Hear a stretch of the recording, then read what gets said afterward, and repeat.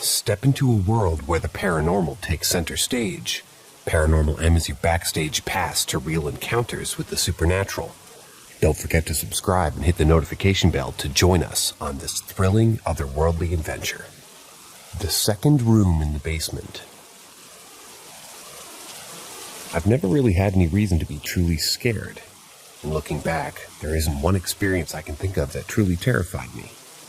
I've jumped countless times, from sudden loud noises or catching something move in my peripheral vision.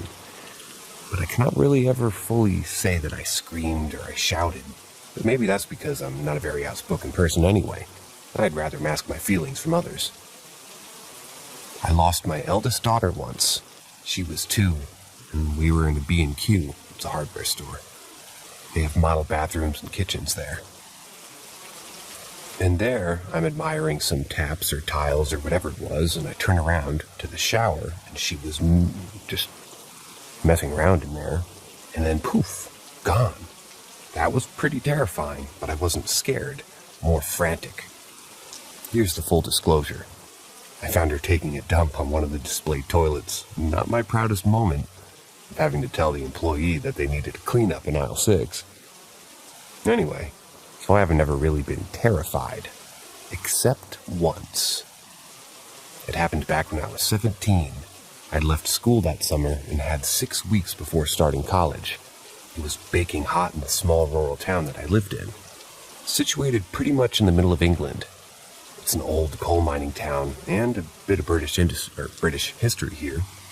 All the mines were closed down, which disseminated both the economy and job opportunities of the small pit towns throughout the country. Back to my town. If you're old enough, or at least old enough to spend your time, you'd spend it in the local pubs. If you're not into having anything else to do, you just roam the streets, seeking your own entertainment. Me and my friends were the latter. On the main road through town, away from other houses, stood a dilapidated house known as the O'Briens, a 4-story, 6-bedroom mansion compared to all the other houses in town. There was an old couple who lived there, who at this point had passed away some years prior, and it was called, you guessed it, the O'Briens. They had 2 daughters who had moved abroad and had never claimed the house, so it just sat for years. The building just up, dust, and rotted away. Perfect opportunity for somewhere cool, private, and exciting for 6 teenagers to hang out.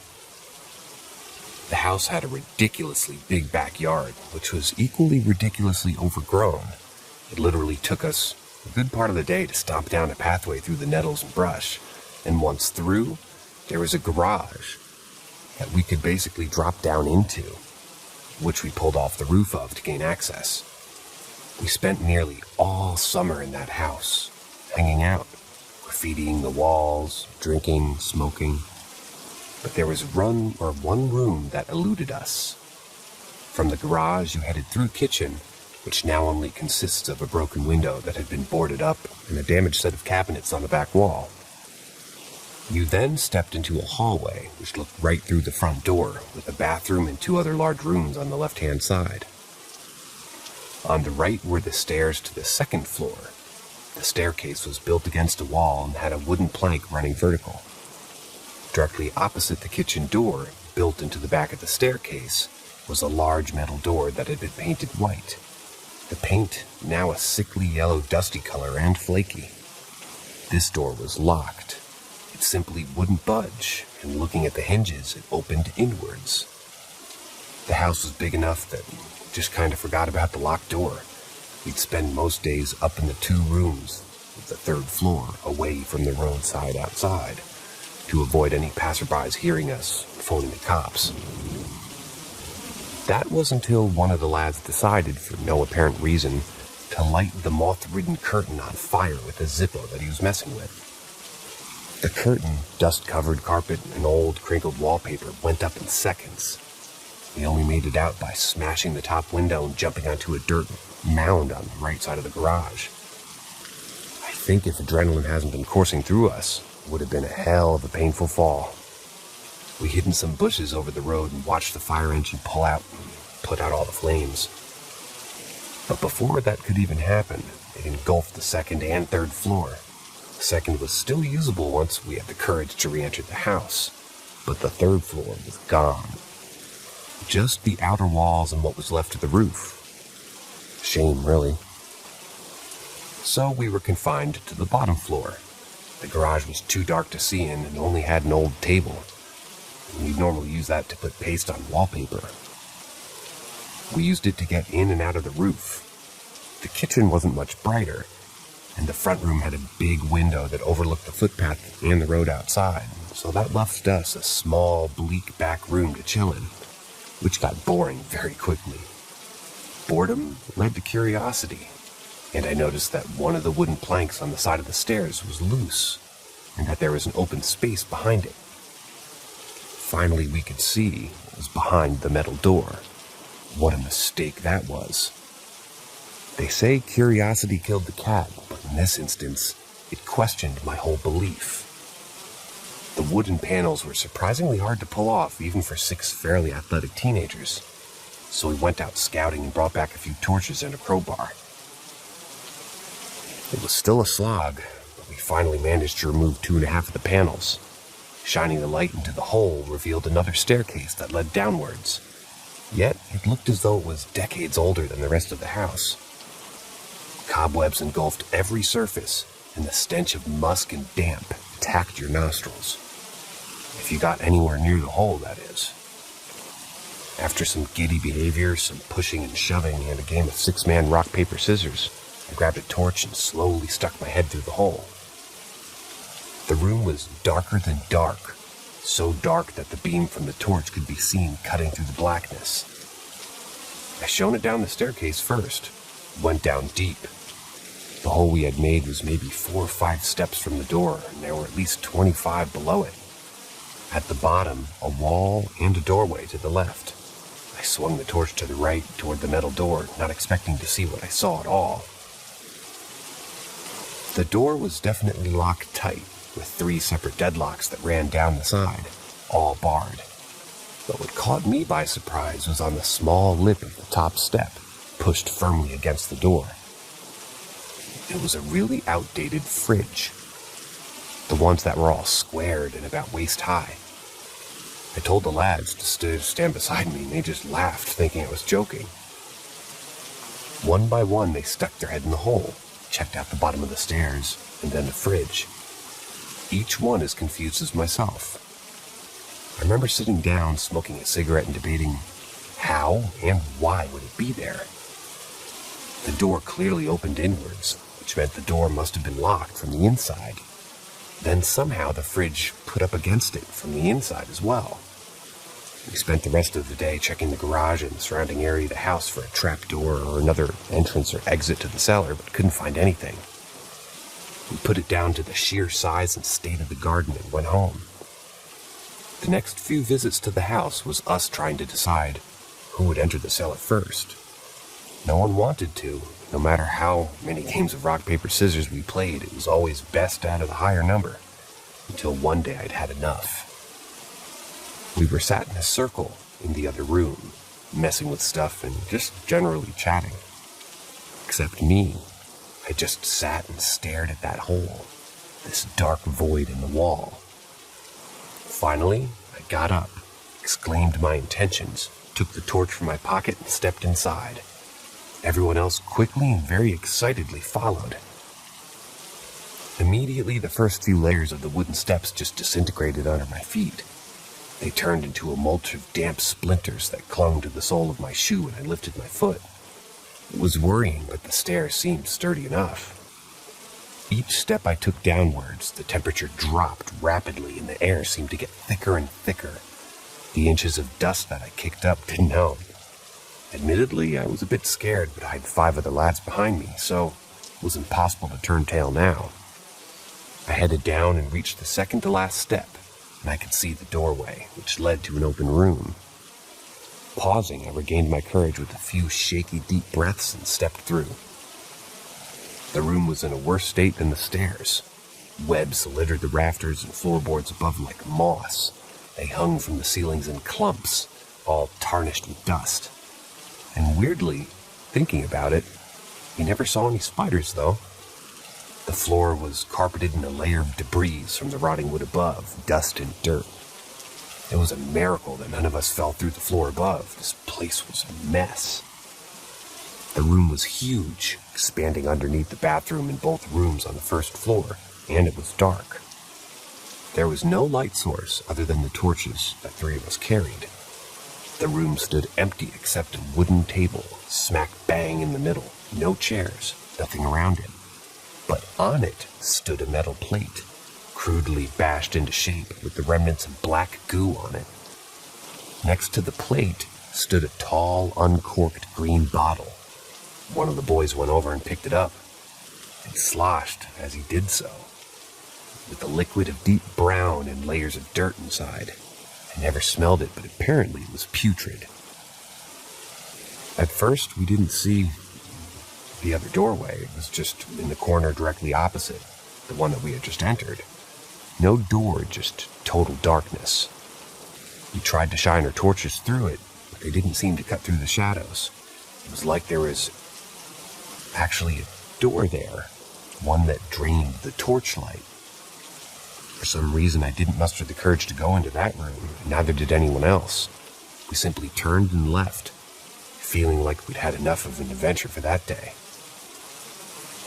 Over the next week or so, we invited girls and other friends to the house, but all refused to enter the basement.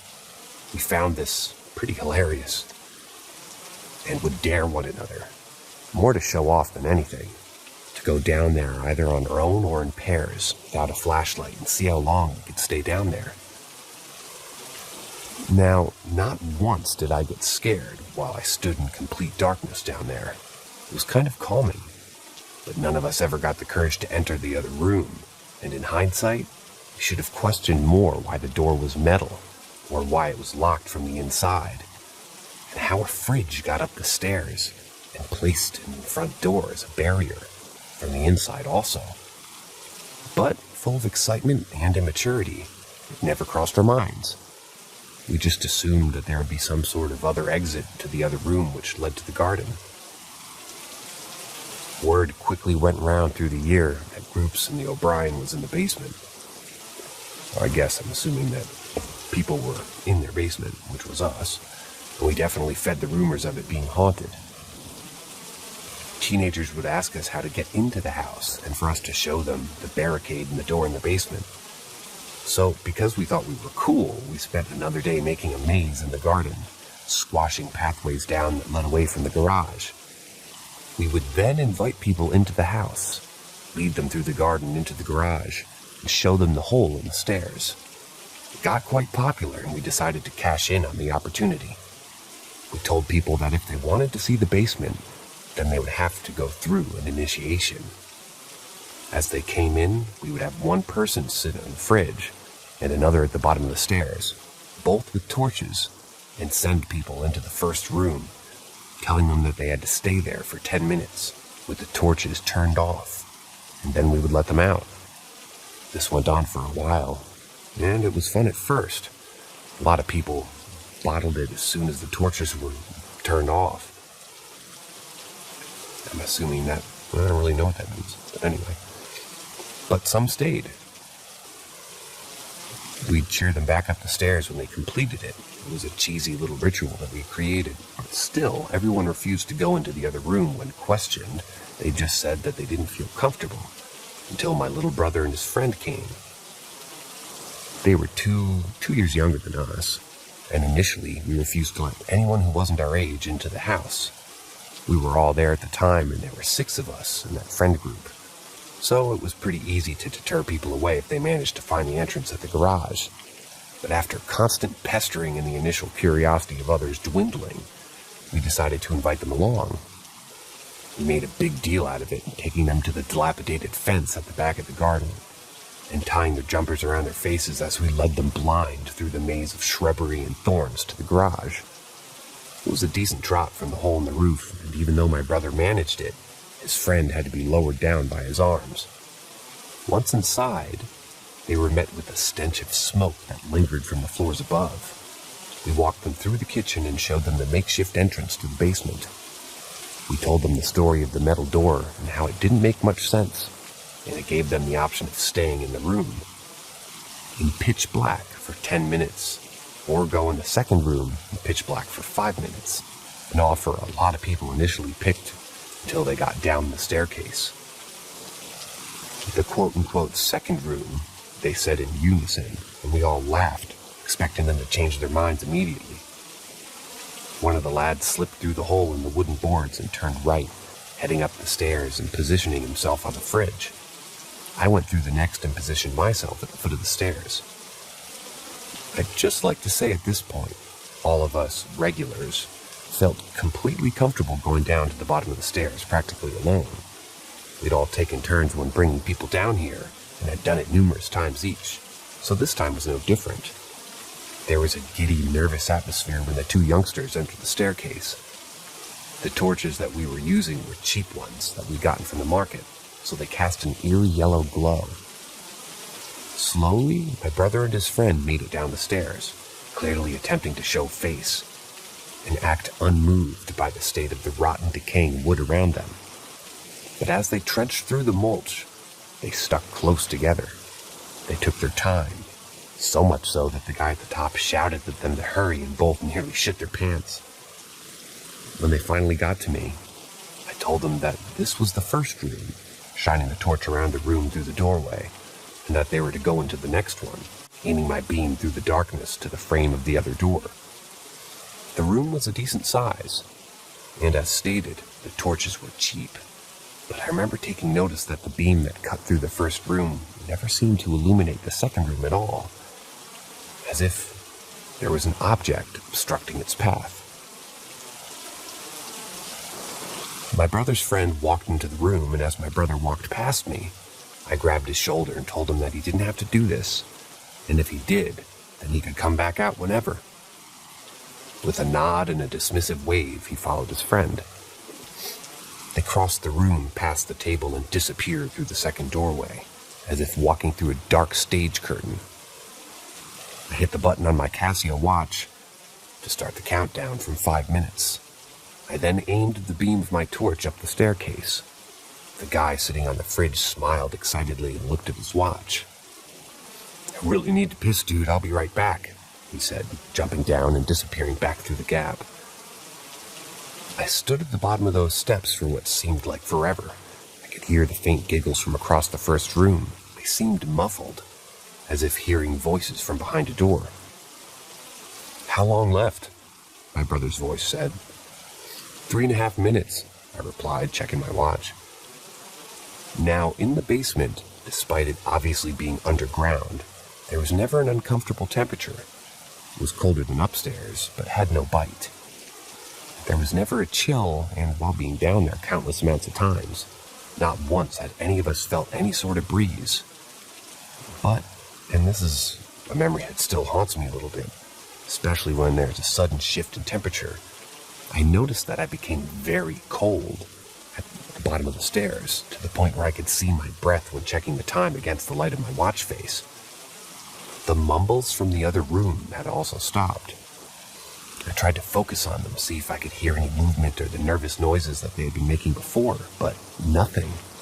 I remember getting freaked out, and I don't really know what it was about, but I could feel my heart beating faster. The hairs on my arms and the back of my neck stood on end.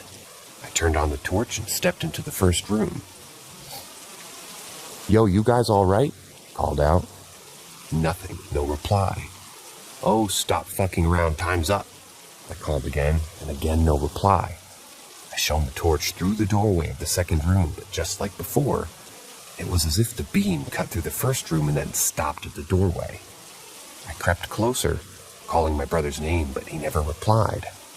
Then, as clear as day, so loud it hurt my ears after the silence, a voice, deep, brash, and distorted, as if the sound had been twisted, bellowed, "Leave now." I froze on the spot, eyes fixated on the doorway. Then, emerging from the gloom, ran my brother and his friend, both as white as snow, both with tears and snot streaming down their faces. The look of pure terror on their faces is something I'll never be able to get rid of. They bolted straight past me, which snapped me out of the trance, and I followed suit. Before we could reach the doorway to the stairs, a sound of crashing came from the stairwell. 4 ridiculously loud bangs and the noise of snapping wood. The fridge was embedded into the wall at the bottom of the staircase, and without stopping, we all scrambled over it. The staircase itself was a complete mess. Large splinters of wood stuck up like spikes. Luckily, and I don't know how, we managed to clamber up on our hands and feet without injury. Halfway up, I looked toward the hole in the wall, praying that it would be in reaching distance. Both the young lads were in front of me, both sobbing and screaming. Both ran straight past the hole in the wall. The metal door, locked before with no key, when we looked anywhere for it, stood open. Light from the garage exit spilled through the kitchen and down into the basement, as if it showed us the quickest way out.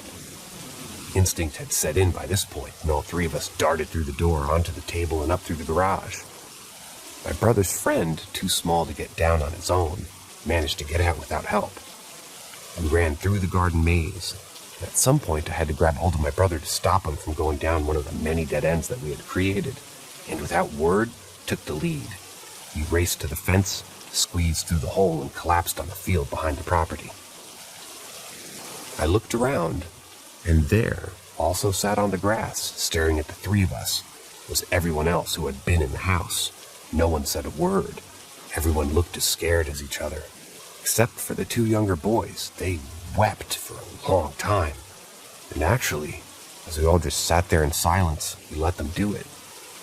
Once they had stopped, we all got up without a word and went home. My brother said nothing to me on the way, or when we got back. He went into his room. I went into mine. That was the end of that. No one went into the house again. Stood for a year or 2, and then it was demolished. Apparently, one of the daughters had finally come over and claimed the land, only to sell it to some new build project. Now, a group of houses sit where the garden and the house were.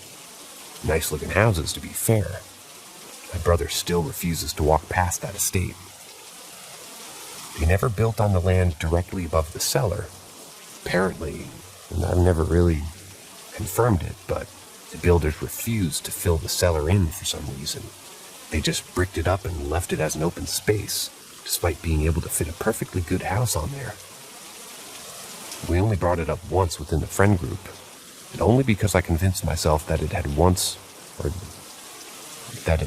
one of them that had opened the door somehow and moved the fridge. But they all swore it wasn't. They said that as soon as it started getting really cold in the house that they got spooked. They heard the voice and headed for the kitchen, noticed the door was open, and they heard the loud bangs and bolted. I tried asking my brother about the room, but he completely shut down when I did. He quickly stopped being friends with the kid who went down with him. Said they no longer had anything relevant to talk about. The pictures show the house after the fire, and you can see the smashed window from the fire brigade and black from the smoke around the top windows. The garage is behind. Can't see it in the photo. The other photos of the cleared land, and the last picture of the new build with the obvious patch of grass where the basement would be.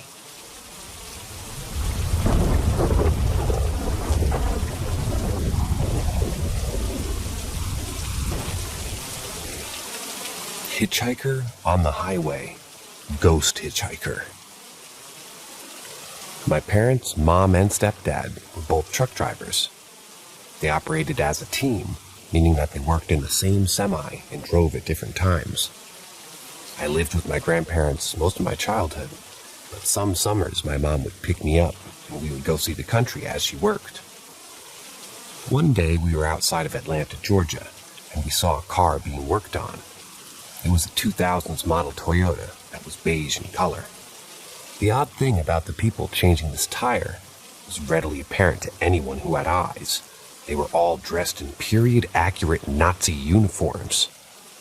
Towards the hood of this car, standing tall and looking out towards the interstate, was a man clearly meant to be Adolf Hitler. He was surrounded by 2 other men in what I assumed to be Nazi officer clothes. I would never claim these people to be ghosts. In fact, I'm almost certain that they were acting for maybe a reenactment or maybe a play or something, remaining in character on the interstate. I'm just saying that it was a weird thing to see and to start my day with, and that whole day was about to get worse. That night, my stepdad was driving, and I was restless in the passenger seat beside him. He's a cool guy, and we still talk to this day. He was talking about playing D&D with his buddies in the 90s, when I saw someone step onto the interstate in front of our truck. I pointed and said something urgently, and what he saw, only a second to try to stop, but we were clearly too late. A few seconds go by and we both noticed that there was no thud or feeling of hitting something. A few minutes pass and we both kind of chuckle it off as a weird occurrence. He turns on some music and tries to forget about it. I'm pretty sure. And our radio cut out abruptly very soon after, and we hear a voice say, "Alex is here." I'm actually spooked quite a bit by this, but he doesn't seem to be. I decided I was going to go back to bed in the back. It took forever, but I did eventually get some sleep. At some point in the night, I jerked awake. I could still see him driving on the interstate, but I felt very uncomfortable, so I hid under the covers like a child. A few moments later, my covers were ripped off of me, and I saw a man between my stepdad and me. He was at least 6'3", with a wrinkled face, gray hair peeking from under a do-rag, and he was smiling, almost innocently. Regardless, I screamed. My stepdad looked back, and like that, the man was gone. I ran back up to the passenger seat and explained what happened. My stepdad laughed it off and told me, "Truckers pick up spirits from accidents all the time. Your mom told me not to talk to you about it because it might scare you. But with the situation, I think you should at least know it's normal."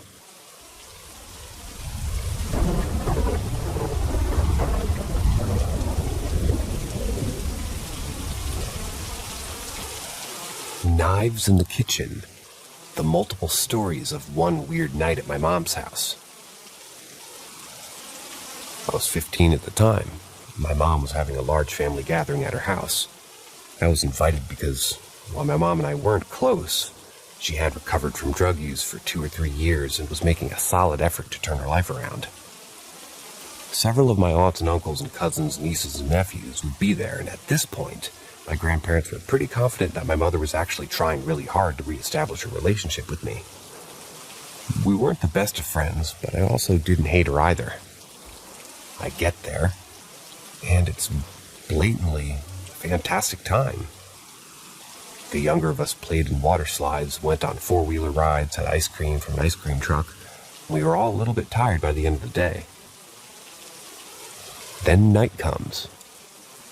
My mom put on The Outsiders for us to watch while we were going to bed, because I think any sane human knows trying to get 10-plus teenagers on bed in time is a wasted effort.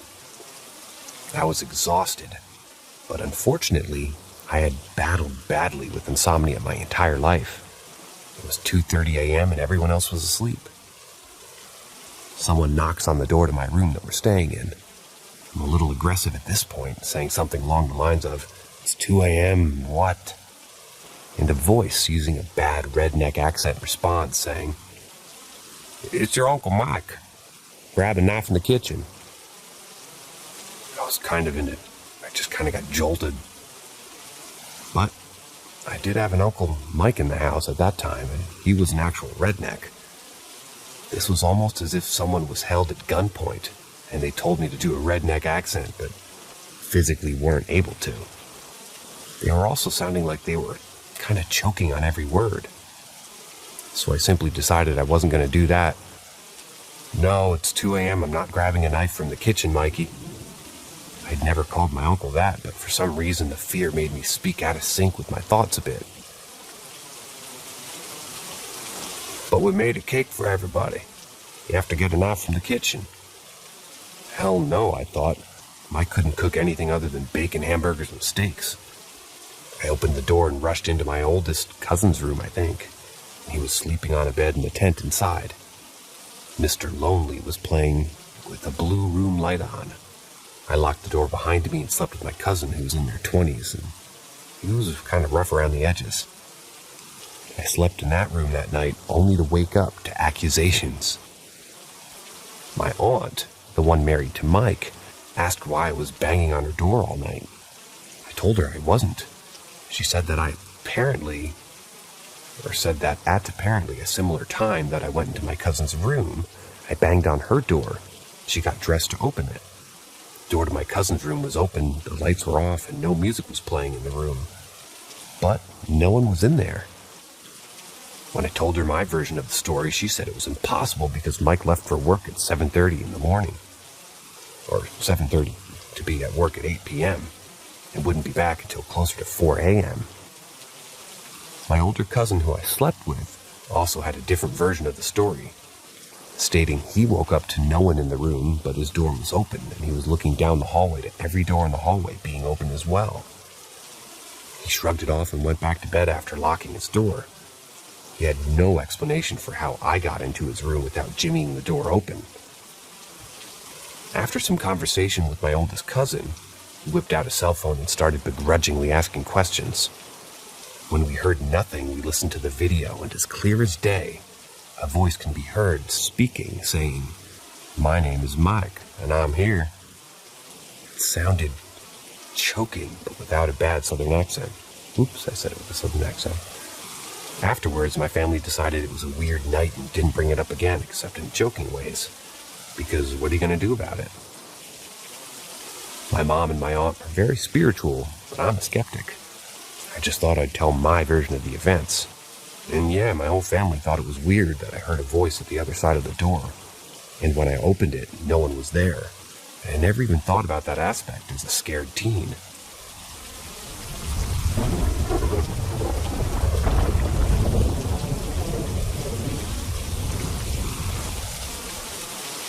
The ghost cat. Okay, so they all started when I moved into my apartment a few years ago. And just so everyone knows, I have a cat and a dog. But I got my cat in 2020, and I moved into the apartment in 2019. So, first when I moved in, nothing really happened, other than hearing meows, and when asking if anyone else heard them, they all said no. But most of this stuff takes place in 2022, 2023, because those are when the experiences were at their fullest.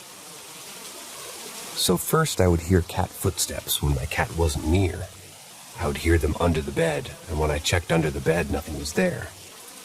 And no, I can't really be my dog, because my dog's footsteps are way louder. She was in my bed anyway. I would see a shadow of a cat, randomly. And once, I heard a sound of a cat playing with something, which I'm used to as my cat's very energetic and always plays with anything. And I was home alone, so I thought it was my cat. And it was in my big brother's room, just so you know, which is across the hall. I looked beside me and I saw my cat. She wasn't in that room. She was just sitting down on the floor. So I thought maybe my dog somehow did it. But it couldn't be her, as she was on the lap at the time. So I gathered all my courage I had to walk over there with my pets, of course. But when I checked underneath the bed, which was where the sound was coming from, nothing was there. I would hear random meows from random places that nobody else could even hear. I even saw that the cat was a black and white cat. This isn't the only paranormal experience. My brother also had some, but this is just one that I really can't explain. I would also hear a cat jumping onto the bed. Once I even saw the cat, so I know it wasn't mine, as my cat's black and gray, and only a little bit of white. Even if I was hearing and seeing things, it wouldn't be possible for what happened a few months ago. A few months ago, I was sitting on my bed on my phone, when I felt my cat going on top of me, which she does often. So I thought it was my cat, as I felt the weight of her and felt her going on top of me.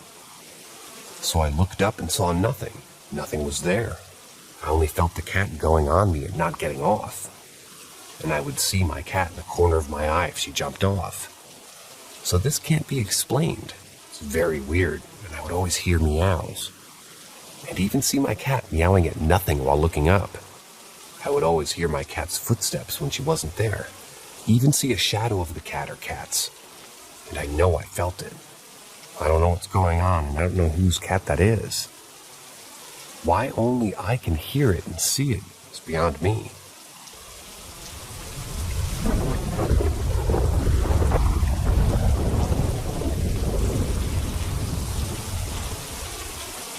Am I astral projecting or having visions? So to begin, I've had sleep paralysis since I was about 6 years old. But after looking back into all of it, I often wonder if it means something else. The first time I had it, I could barely move, and a woman approached me. She then began screaming over and over again, screaming the words, "Murderer." And any time I would have this happen, I would wake up in beads of sweat, breathing heavily and either screaming or crying. The second time I was 9, and a young girl was on top of me, jumping up and down on the bed playfully. And suddenly, something entered inside the room and began chopping her up with an axe. I could hear everything, her screams or crying. The third time, when I was 13, it happened. I would see a man, and it'd suddenly feel as though I was being pushed off of a building and began falling downwards. The fourth time was when I was 19. I heard a loud argument and gunfire, later to find out that my apartment had been a place of a massacre 2 years prior. And recently, I was asleep in the family room, and on CNN, my mom had been watching about the Titan submersible being missing, or something began to crawl on the walls. It was all black and let out this cry, and it began to crawl towards me. I called out for my dog, and he came toward me too, staring at me, then turned his head toward the creature and began aggressively growling at it and began going crazy. It then came towards me and made me face the television screen, and it whispered in my ear, "They're not what you think they are." And my dog just kept going crazy, growling. But he's too afraid. What felt like hours, I finally awoke to my dog laying beside me, staring at me and making sure I was all right. I've become convinced that maybe these aren't just sleep paralysis dreams, and maybe I'm full-on experiencing either astral projection, or maybe I really am crazy. It's been scaring me because I never know when it's going to happen. It just happens and I'm trapped there.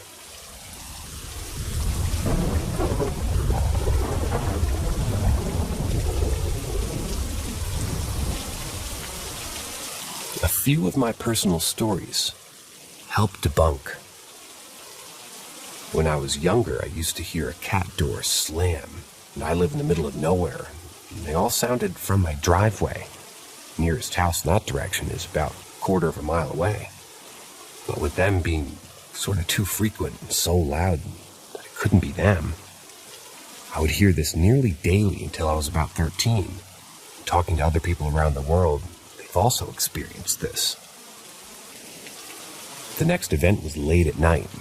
I don't know what time exactly, but it was after everybody went to bed, when I heard my brother upstairs. Upstairs is basically a glorified office room where my parents work on their hobbies. When I went up there, he was behind the wall. Just makeshift wooden walls that just give us extra storage and an easy way to get back there. When he came out, he had these wide eyes and he said something. I can't remember what he said. My parents woke up and asked why he was up there, and he responded with, "I don't know." I might be getting that wrong, as it was maybe 6 or 7 years ago, but it was along those lines. I asked him about it a few years later, and he said that he didn't even remember why he was up there. When I was in 8th grade, I was asked to do a tour around the school for the 6th graders, and mid-tour, I heard someone yell directly into my ears so badly that I had to stop and recollect myself. But talking to the people, they helped me figure out that it might just be some form of schizophrenia that just goes off at random times. I never got checked for it though, so I don't know if it was the cause or not. Just 2 more. About a year ago, this fake snake that I found, I could chew on. I don't know why, but I felt like chewing on something all the time as it relieved stress. After having it sit on my desk for a few days, it randomly appeared in the bathroom hallway, poking out of some metal. We use metal to cover up the sides of the bathtub, and it looks nice. I don't remember moving it, and I certainly don't remember poking into some metal. Last night, I got out of the bathtub, and when I walked into my room, I heard what sounded like someone saying something. I don't know, it sounded like a or an I don't know which one, but it was along those lines. And it was late, like 2 a.m. late, and no one else was awake except me.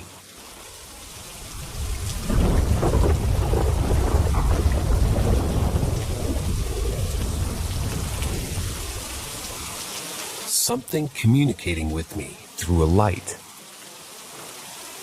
I've been in a mentally bad space, but I'm okay. No need to worry. 2 nights ago, I woke up at 2:40 a.m. in the pitch black. I was feeling like not being alive and begging and wishing for a higher power.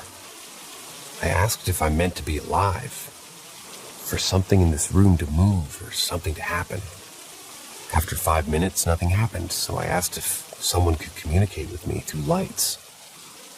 I said in my mind, flash a light once if I should be alive, flash it twice if I should die. After a couple of seconds of thinking this, the light on my Chromecast illuminated very brightly and made a white light on my wall. It stopped after 1 second and again flashed a second time, held the light. Came over to check what the light was, and it was my Chromecast. It's never so bright that I can light up a wall. After that, I sat back down on my bed looking at the light. I said something in my mind. If the message is clear, and I should die, turn the light off now. And it immediately turned off. It's freaked me out because that light on my Chromecast is usually dim and wouldn't be that bright. It seemed like it can't be a coincidence that it lit up twice and stopped too. This isn't the first experience I've had with situations like this. I don't have anyone to talk to. I hope it's okay to post this here. It has been pretty confusing to me, as I never really expected a response or even thought it could be possible.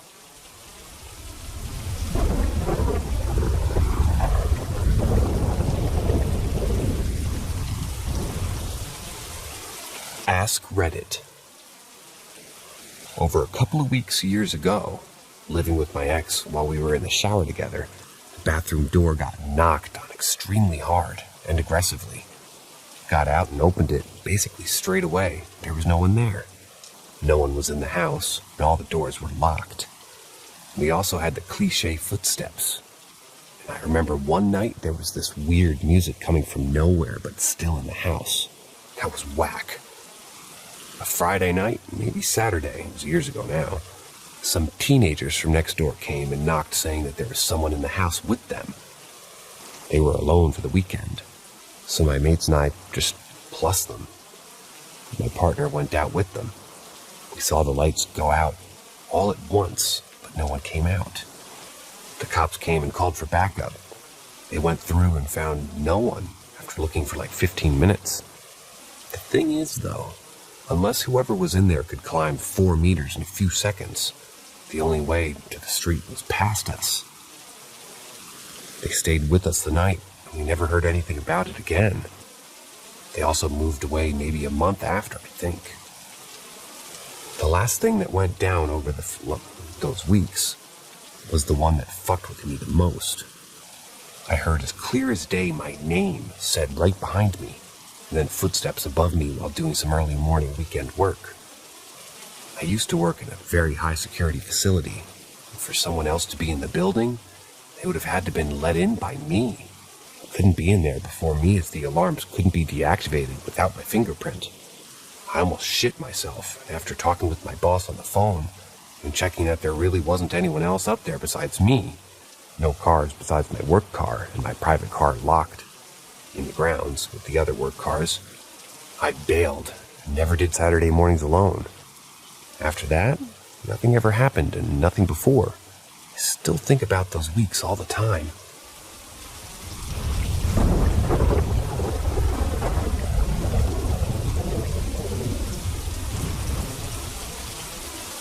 Ask Reddit 2.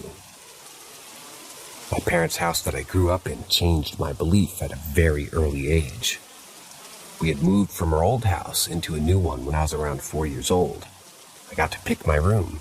which was on the top floor of a 2-story house with a basement. My sister had the room across from me. I had a waterbed as a kid, which was nice, and warm blankets, lots of video games, and an overall very comfy room. I had always heard stories of ghosts from friends, but never believed any of it. When I was around 8 or 9 is when I started to question the stories, because I'd often wake up to an older woman standing outside my door at the top of the stairs. That became the name I knew her as. The first few times I woke up freaking out and waking everyone up in the house just yelling, "The woman at the top of the stairs is watching me." My mom or dad would come into my room, tell me the typical parent thing that it's not real and to go back to bed, and eventually I'd fall back asleep. After some time, I began to shut my door at night before bed, thinking it would help. I would still wake up in the middle of the night and see her feet directly outside my door. Then the next night, the door would be open and she'd be there. A few nights later, I woke up to my waterbed moving as if someone sat down. I was a tad groggy from just waking up, put on my glasses, and looked to see her sitting on my bed with her hand on my feet, which were under the blankets. I froze and she just sort of smiled at me. I could see the dip in the blanket from where she was sitting. Her hair was down, shoulder length and brown. She was wearing a flowing nightgown that looked a bit aged, but it was bluish in color.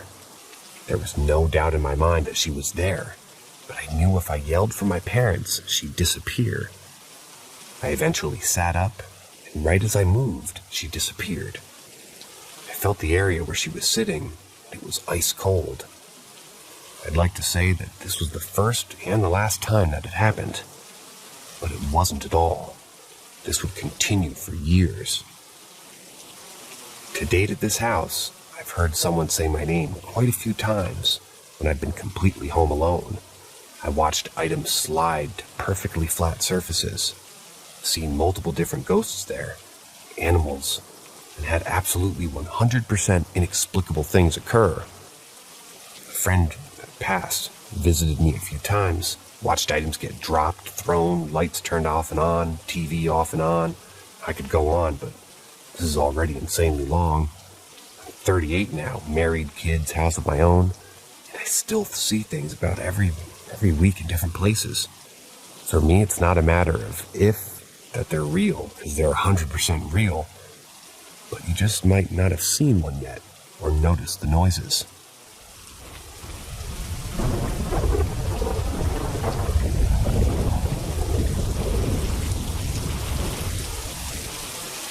Ask Reddit 3.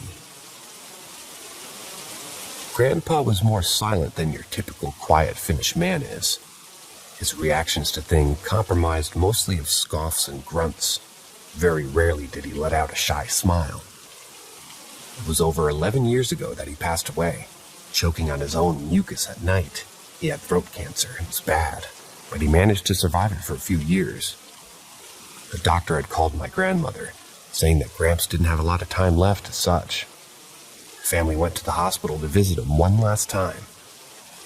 Dad said I should stay in the car, so I stayed. I remember happily listening to The Lemon Tree by Fool's Garden on repeat the whole time, singing along to the cheery tune. Gramps died the following night. His funeral came and went, and life moved onwards. But I was sick with grief, blaming myself for not going and seeing Grandpa one last time.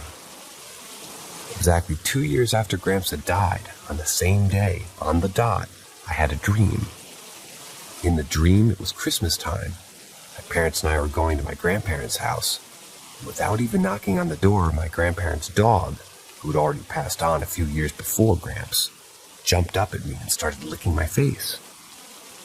Happy that I got to see her again, I walked inside, took off the winter jacket and boots. Other family members that were there as guests came to say hi to us. But behind all of them, I saw my grandpa. He rubbed his beard a bit, gave a sly smile, and gestured for a hug. I ran up to him and gave him the biggest hug a child my size could have given. He smiled and felt just like he used to. His familiar Old Spice cologne mixed with a cigarette. He rubbed my head and told me to go wash my hands. so we could play some cards before the meal. My great-grandmother, Gramps' mother-in-law, who was still alive, gave some crude remarks from the kitchen that Gramps was teaching me bad habits. I squeezed Gramps one last time before I went and washed my hands. Gramps sat up on the couch and broke out his favorite deck of cards, the shiny cards that were a bit too slippery for my small hands. Before he began dealing, Gramps held out his hand and showed me his thumb. It was for our small ritual for luck. We did it whenever I had a school exam or something coming up. I pushed my thumb up to his, gave it a big extra push. Gramps began dealing cards, and before he finished, I woke up in my bed. Tears instantly started pouring out in the middle of the night. I still wanted to finish that card game with him, but never got the chance. I like to think that Gramps came to me in my dreams specifically to give me the closure that I never managed to get.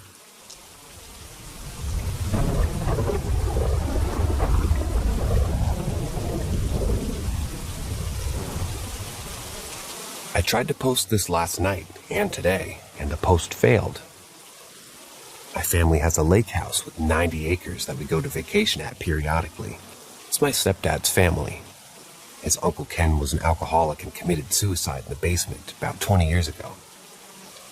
The first time we came down here, my mom blew a tire on the way. The second time, my mom's dog died at home. The third time we came, my mom's other dog died on the property.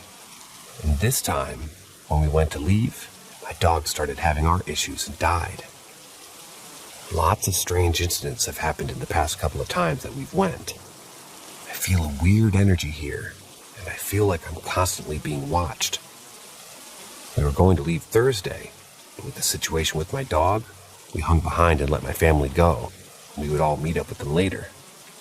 Friday, which was yesterday, after my wife and I finally made it to the property, I wanted to go walk through the woods and explore a little bit. I started walking down the trailhead, and about 150 feet in, I started feeling disoriented and got a headache. I keep walking. After another maybe 400 feet, I hear a rustling in the bushes and almost a voice saying, "Turn around." I stop and listen for a couple times, and I grounded myself by realizing it's a bird. I walk maybe 30 more feet. The bird follows, changes its tone, and shortened up the turnaround. I walk another 50 feet, and he lands on the tree in front of me and starts chirping with a very low tone and more pronounced. I got scared and turned around.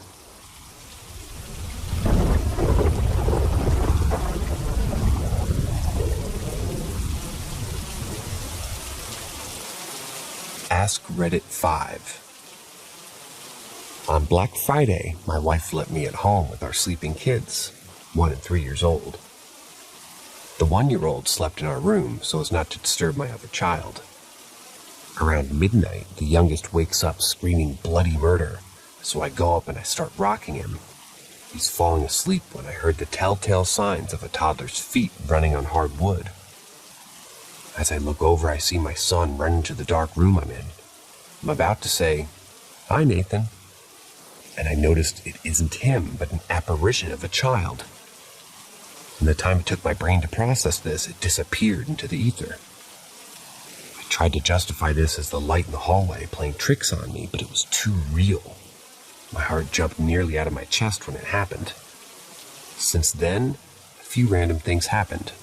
I had a bottle of shoe polish fall on my head over a door, like the bottle was on a counter behind the door, and the bottle fell on my head when I was next to the other side of the door. Random toys go off at all times of the night. This one is easily explainable, and I understand that. The final event was a few weeks ago. I went upstairs to use the bathroom, and my wife was at the bottom of the stairs in the living room. While in the bathroom, I heard a male talking outside the door.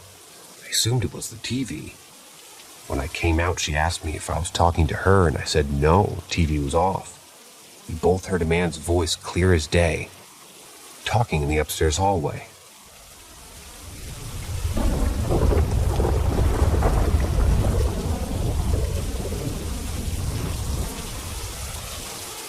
The Knock Knock Ghost.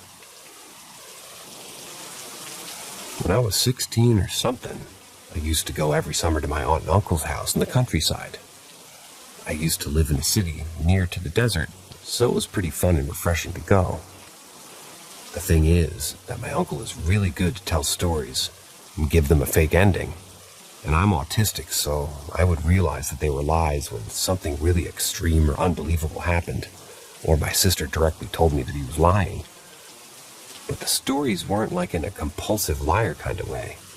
It was more like starting to tell a real story, but then exaggerate everything to give it a funny ending.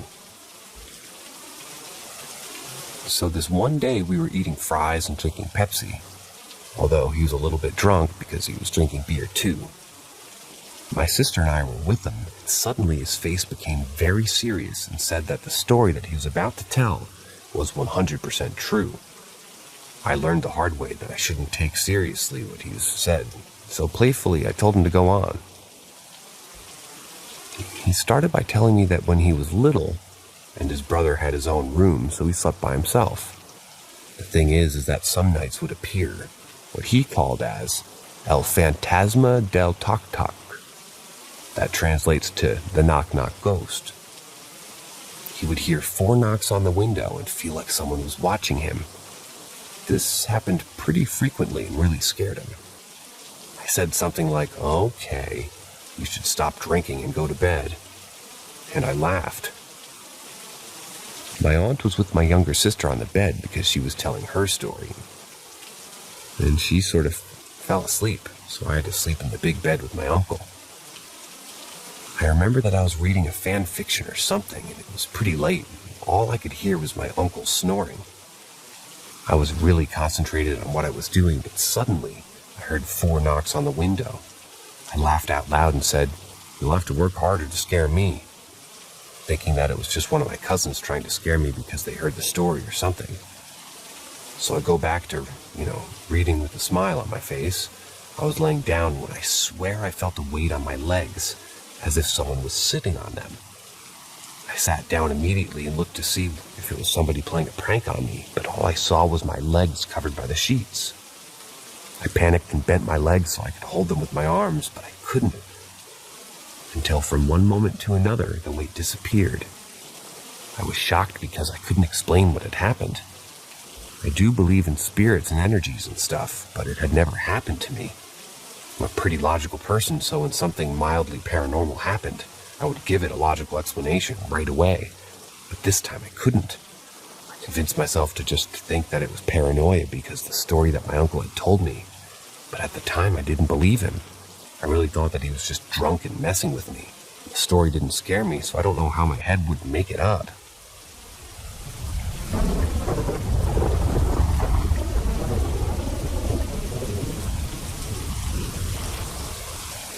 Ask Reddit 6. My friend's dad and stepmom bought a really old house that was sort of like a cabin-style home. I want to say that it was more than 100 years old because it looked like hell. They got it for dirt cheap and they had planned on renovating the place. My friend rarely stayed there because he said the place creeped him out beyond belief. He said at my house at least 4 nights a week during the summer, and usually stayed at his mom's house instead of his dad's. The house was really weird. It had some very bizarre construction to it. It had a staircase on the 2nd floor and went to nowhere. It just ended at the ceiling. And for the most part, the house was all original, so it wasn't like there used to be a 3rd floor. There was a dirt floor basement that looked like something out of a horror movie. It had a few small windows and no way to get into the basement from inside the house. You had to go outside the house and go through an exterior entrance. The house had been vacant for almost 10 years when they had bought it. This was around 95. And the previous owners had purchased the house with the same intent of fixing it up, but ended up walking away from the house and foreclosing on it. They had 2 border collies, Benny and Jet. The dogs were still young, so they were really rowdy. Being border collies tended to be destructive if they were not entertained. During the day, instead of leaving them unattended in the house, the stepmom used to lock them up in the basement, so they had a decent amount of room to play. His stepmom came back from work that day, Usually the dogs would be barking because they would hear a car when she pulled into the driveway. But she thought it was odd that it wasn't Benny. Or rather, she thought it was odd that she didn't hear anything. She unlocked the padlock on the basement door and was greeted by Jed, but not Benny. Jed had blood all over his paws, and the basement door had scratches all over it like the dog had been fighting for its life to get out of the basement. Once Jed was out of the basement, he ran and wouldn't come near the house. She said she walked into the basement and couldn't figure out what it was, but the smell was awful. She couldn't find Benny anywhere. The basement was pretty much an open space with limited places for him to hide, but he was gone. When my Fred's dad came home, they both went down to investigate again, and behind an old tabletop that was leaning up against the wall, they found a puddle of blood in about a 5-inch section of what they think was Benny's tail. They never found Benny, could never explain what had happened. They took a huge loss on the house and sold it in less than 8 months after they bought it. After the incident, the other dog became insanely neurotic and had major behavior issues. According to my friend's mom, the week they moved into their new house, he went back to normal.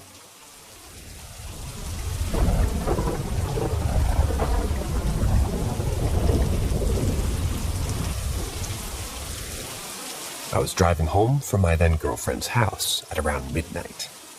It was summertime and very hot, and it had rained earlier that evening, so it was kind of foggy.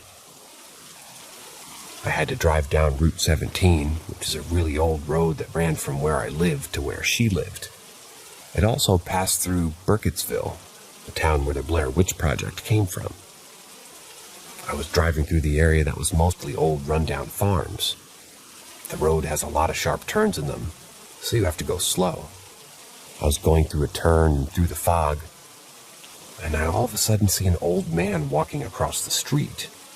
I slammed on the brakes and braced myself for impact because I knew there was no way I was going to stop in time. I remember the old man turned and looked right at me as my car was about to plow into him. He opened his mouth and looked like he was screaming no, but as my car hit the area of where he was, it vanished. My car finally skidded and came to a stop. I wasn't sure what the hell just happened. I didn't hear any thump on my car, so I immediately got out of my car and was just looking around for a body. I didn't see anything. I went to the front of my car and I didn't see any damage. I walked behind my car a few feet and couldn't see anything. I must have walked about 40 or 50 feet and started to get freaked out. Then I heard what sounded like footsteps coming from the darkness. I pretty much almost shit myself by this point. I sprinted back to my car. I told my mom the story the next morning, and just telling the story gave me goosebumps. My mom, who normally doesn't believe in the paranormal, looked at my arms and said, "Just by your reaction, I believe you."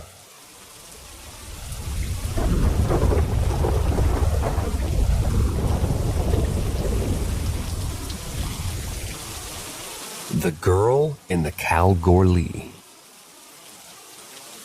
Now, this didn't happen to me, but it happened to my dad.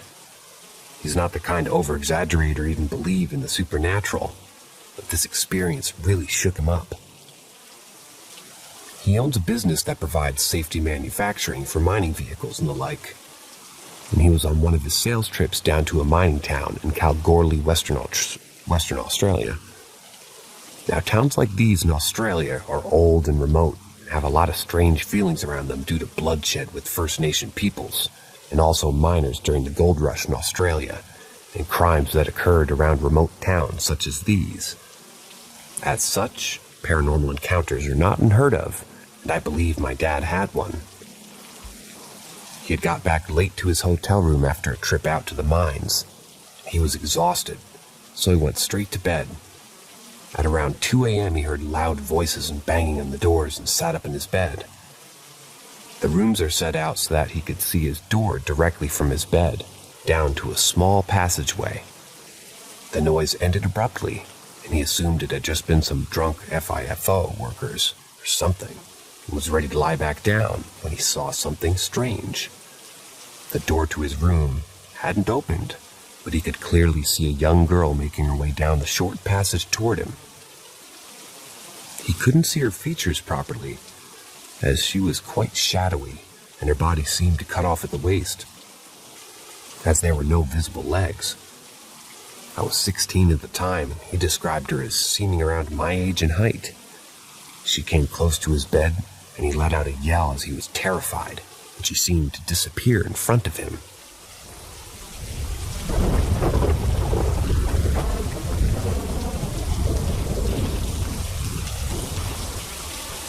You thought it was just a dream, but the scratch marks were still there in the morning. This is Paranormal M, and we believe you. Subscribe now. Possible demonic encounter. To preface, I have had a few paranormal encounters in my life, but this is the only one I felt scared about afterwards. I say after, as the main encounter was in a dream. The night in question, I'd spotted a shadow person lurking outside of my home. I tried to catch pictures of it, but nothing came up on my phone camera. So seeing shadow people was a rare occurrence for me, but I've seen them before, and yeah, let's just say that, that night I went to bed feeling uneasy. I had this dream that night. I was in an only void, and a face appeared before me. It was huge, like Andros at the end of the old school Star Fox games. Its features were kind of distorted, and it almost looked like an anime character with huge red eyes and a narrow chin and a small mouth. It was just a head floating there. It looked right at me and started chanting, "Corpsey, corpsey, I'm gonna get ya," over and over again. Bit more sing-songy, but you get the point.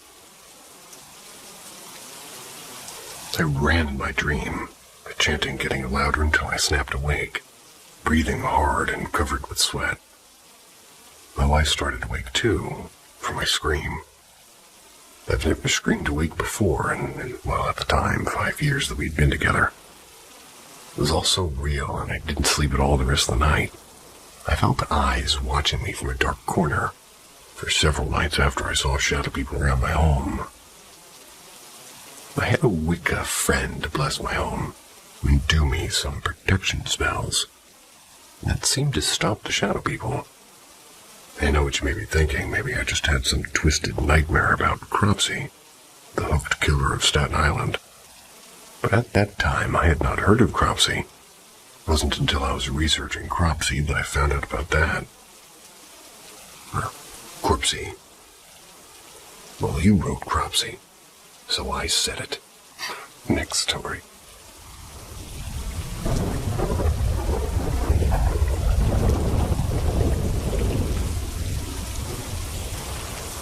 I think my dad is haunting me.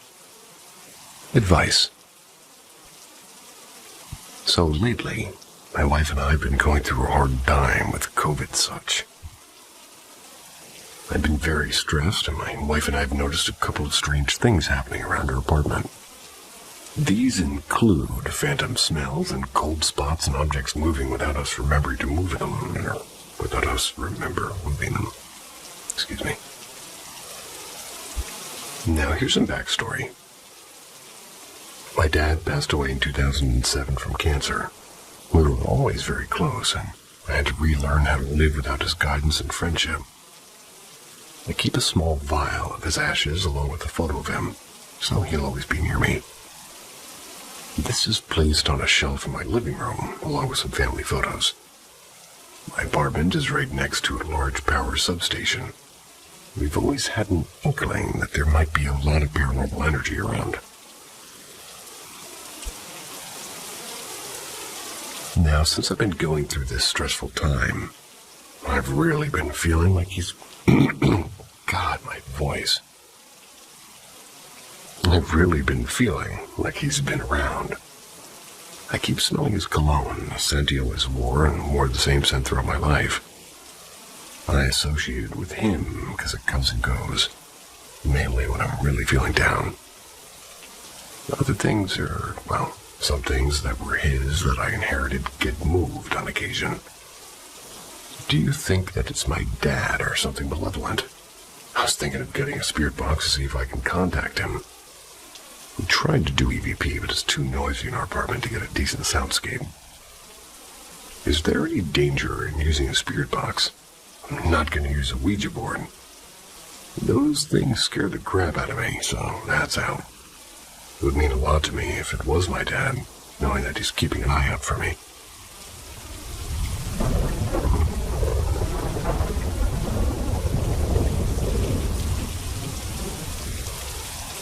Paranormal encounter 10 years ago. My parents' house is a very, very, very, very old house in Europe. It was a farm in its early years. The two houses that surrounded were the barns, and our cave is under one of them. It's a nice and inviting house, nothing creepy, a lot of light in the day, and it always felt cozy. I loved that house. But tin, tin, tin, scary music. When I was about 12 to 14, strange things started happening. At night I was hearing somebody walking in the stairs. When I say walking, I'm sure it was the sounds of somebody walking. I know all the sounds of this house. I've never been a ghost believer, so for me it was my dad having insomnia or going to the toilet. But he was doing a lot of noises, going up and down all night. I clearly was annoyed by these noises. So one night I'm going to confront him while he passes near my door. I open the door and there's no one. Chills, but okay, I must be dreaming. Then we started having other problems around the house. The walls are hollow and weasels got in and died multiple times.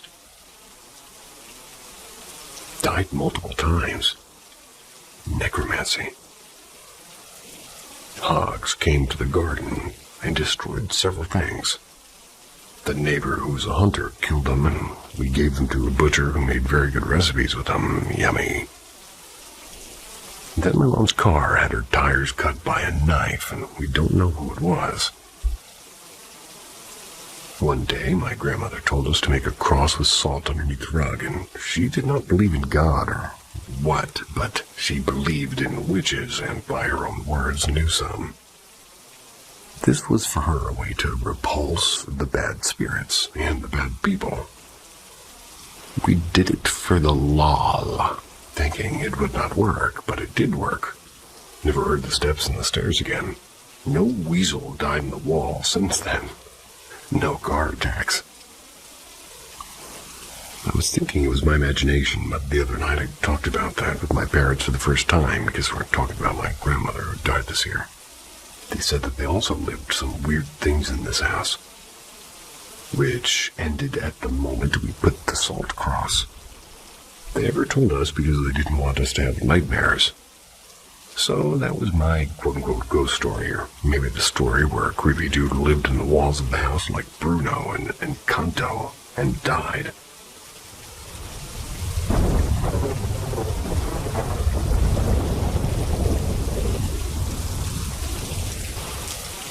I met my doppelganger. I saw him before he saw me. This was several years ago. Statistically, at any given point, there are 2 to 3 people that look exactly like me and you. I don't know if my story will be classified as paranormal, but it happened, and it's pretty fucking weird. So I'll just tell it as it happened. Back in 2014, when I was younger, and malls were still a thing, I found myself at the mall. It was in the middle of the day, and I was at Macy's with my then-girlfriend. Nothing unusual at the time. We were on the 3rd floor and just got on the escalator going down. The part that I always remember about this specific flight of escalators were the walls. They were completely mirrored and provided an almost funhouse effect where you're riding the escalators, which was cool. Keep in mind that next to the escalator we were riding, there's another one.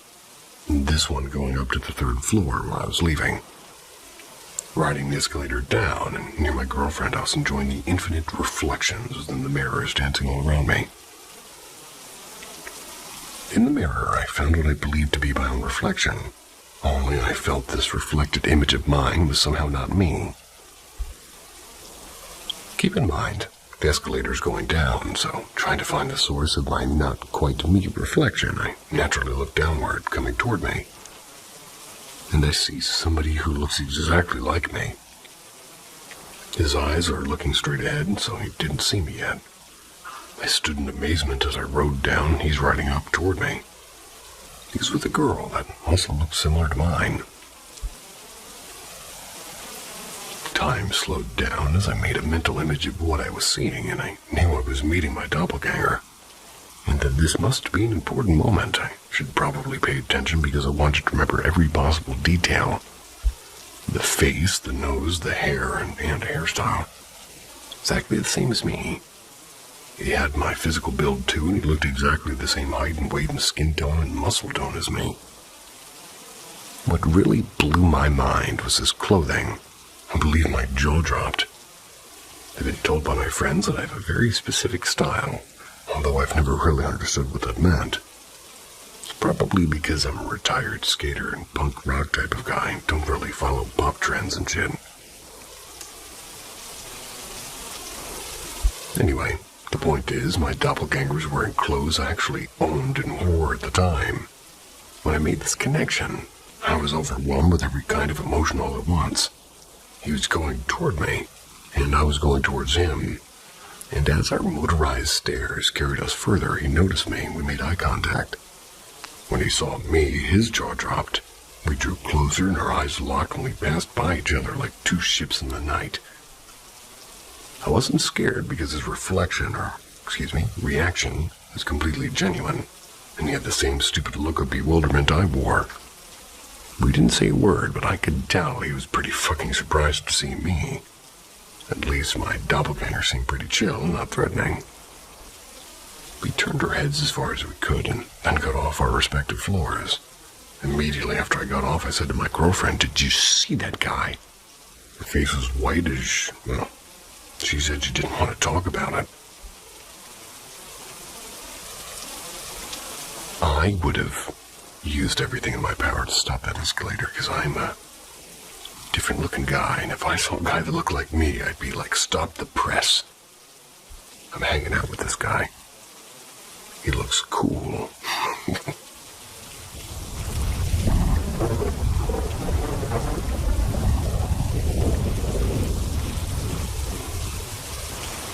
Did my older sister have sleep paralysis, or did she witness something more sinister? The year was 2018 during fall time. I was sleeping one night when all of a sudden somebody started calling my name. The person kept saying my name a few times until I woke up, and once I was awake I realized it was my older sister's voice calling for me. I sat up on my bed and I looked at my alarm clock. It was 3 a.m., and as I was slightly weirded out by the number on the clock, I replied to her, "What's wrong?" As I squinted my eyes in the dark, my older sister replied with, "I'm scared." And then she burst into tears, got up off my bed and turned my lamp on as she started explaining to me what she saw. She said she saw some type of human-bodied, deer-headed creature with horns that was looking at her from her window. I asked her, "Do you want me to check it out?" She was a little hesitant when I asked, but said, "Okay." So I grabbed a hammer from my closet. Don't ask why I have a hammer in my closet. I walked into her room, and there's nothing to see in her room, so I walked back to my room. Then she told me that her back hurts as if she'd been whipped. I pulled up her shirt to see a huge S-shaped scratch on her back from her upper back down to her lower back. It looked like somebody took their index and middle and ring fingers to make a huge scratch on her back. My older sister usually likes to pull pranks on me. There's no way she could have made that perfect S-shaped scratch on her back. Her emotions felt real to me, not faked or forced, and she sat in my room for 10 minutes, distraught and debating whether she wanted to stay in my room for the night, or she wanted to call her then boyfriend so she could stay at his place. I told her to do what feels best for her, and she called him. Her boyfriend at the time had a job where he could work from home or in an office. When he worked at home, he usually would hang out with friends all day and then work late into the night. But chances of him picking up his phone were high. He answered the phone, and they began talking, and she finally decided she wanted to stay the night at his place. As he's driving to her parents' house, I sat with her for another 10 minutes until he was there. We all met in the garage and talked a little bit about the situation. I was told by my sister and her boyfriend to make up an excuse for when her parents realize she isn't in her bed in the morning. I nodded my head up and down as I reassured them not to worry, and once they left, I walked back upstairs in the hallway and I saw my sister's room with the door wide open. I closed it, feeling a little bit uncomfortable, then went back to my room to sleep. That whole story whizzed right by me.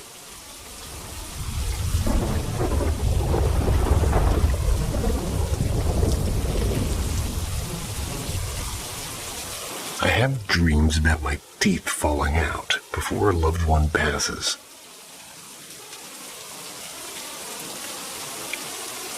This has happened a few times within the last 5 years. Unfortunately, my fiance's family has been the one to have lost their loved ones more often than I have. But each time 3 of his family members have died, I've had the same dream occur each time.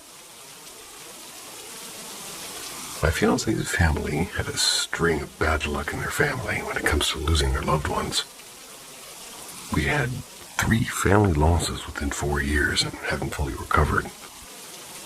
The first time his uncle passed. We just started dating and I did what I could as a new girlfriend and supported him in every way I could while respecting his family members. His uncle was in the hospital and it was very up and down for a few weeks. When they had left the hospital, they had a good amount of hope that he would recover.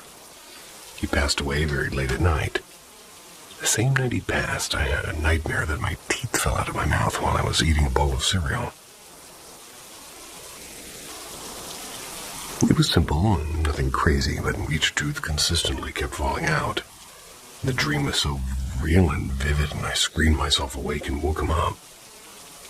That very morning, we got news his uncle passed from hospital staff. The second time, his other uncle passed in San Francisco. We're about 1 to 2 years into our relationship, and I'd never met this uncle. So I tried to be as supportive as I could from afar as he traveled back and forth with his family between our hometown and San Francisco. He stayed for a week and spent time with his uncle, who was in hospice. So I was no question that he was going to die, or rather it was no question that he was going to die, but rather when. I went to bed and did my nightly call with him and asked how everything was going. He told me that he had just got home from seeing his uncle. He seemed okay and happy everyone was there to see him. He mentioned that the next day they were all going to visit him again when they woke up. We said our goodbyes and I went to bed. That night I had another dream that my teeth fell out. But this was scarier because I had braces and they were hanging by a thread in my mouth and clinging to each other because they were literally attached to each other. I woke up screaming and sobbing because I was scared that his uncle had died. I didn't say anything to him, but I got a call from him crying in the morning. Didn't tell him about this dream until a few months later. The third and last time I had this dream was when his grandma died in Sacramento. She was a little bit older and fell and then went into a sort of medically induced coma. It was terrible, hardest death that he had dealt with. And this time we were forced together for about 3 or 4 years. I stayed by his side as often as I could, and we spent every weekend in Sacramento for a month before the doctor said it wasn't likely she'd wake up on her own and she couldn't breathe outside the ventilator. So the family chose to take her off the ventilator and let nature take its course. That night, the doctor said she was breathing fine, but unsure of when she'll pass. Had my dream again, woke up crying. He woke up and cried for hours because he knew what it meant. When the rest of the family woke up, we got the official news.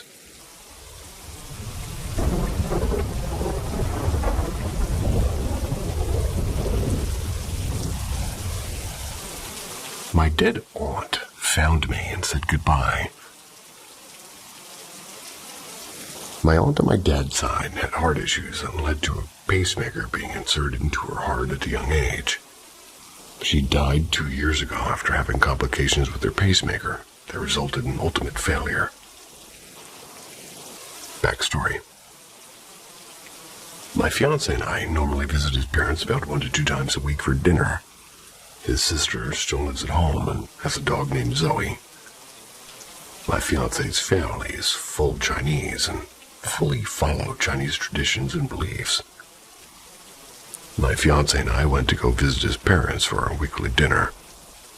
And their home is rather small, so you can see the full kitchen from the TV and living room area. They have a dining room table in between there. We go through a normal spiel where his mom finishes making the dinner, serves us, sits around for a bit before I get up to clear the table and wash the dishes. As I was rounding up the dishes, his sister's dog, Zoe, comes into the dining area and lays down near the dining area and is watching me wagging her tail.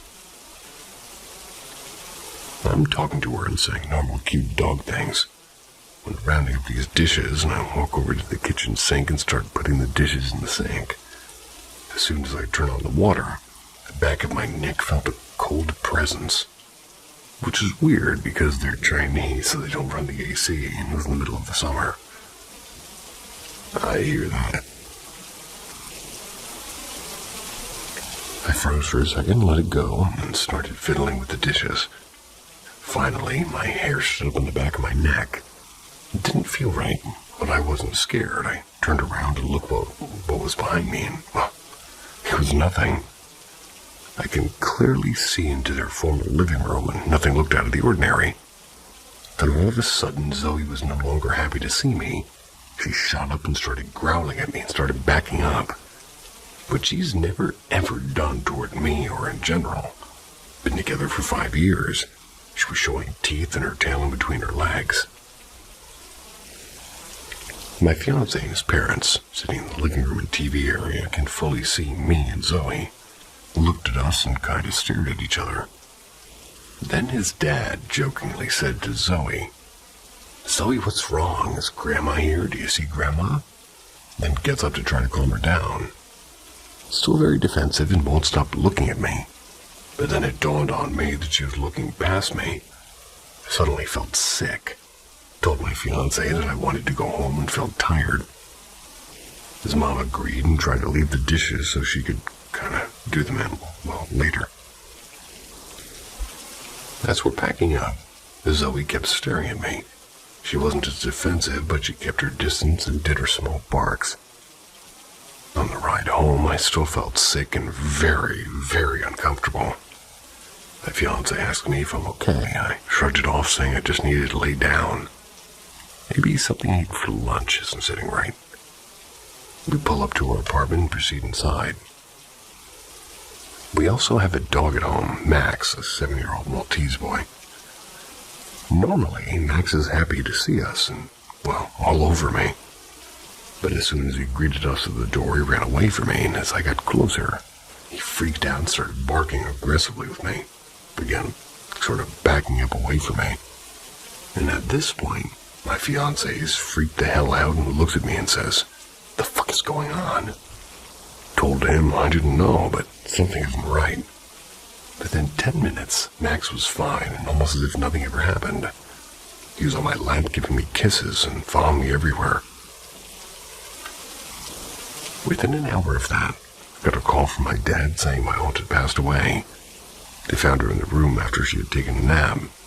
She never woke up. She had told me she had passed away about 2 hours ago. I looked at my fiancé and started bawling. He even was freaked out because we both firmly believed that she had found me to say her last goodbye. He told his parents, but I don't believe she could have gotten into their home without their permission. He's never met them, and something else about the Buddhism culture. But they still believe it was a freak occurrence or one of their family members. Either way, I've never felt truly scared, just uncomfortable, so I believe she said goodbye to me. I got too many opinions about Buddhism. And I don't mean that in a shallow way.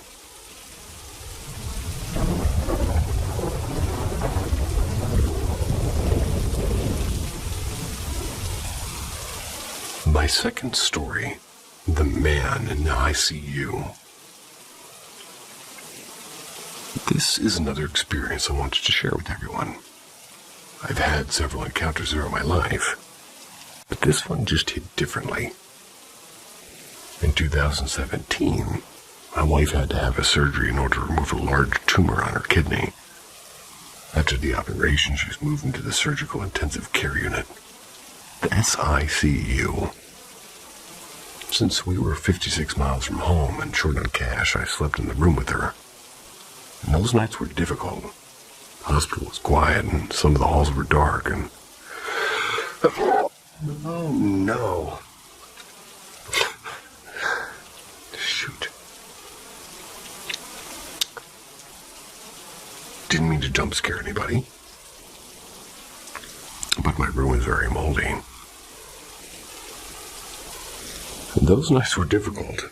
The hospital was quiet and some of the halls were dark and there were hardly any people around aside from the few staff members working the overnight shift. Early one morning at around 2 o'clock, the patient in the room next to us started having complications. The silence was broken by the sound of staff members and equipment. They were panicking and trying to keep him alive, despite the condition my wife was in, and well, she knew what was happening, and her heart rate started to climb, and she began crying. I did my best to help her relax, but after a few minutes, everything went quiet. I looked out the door to see if everything was good. Unfortunately, they were unable to save his life.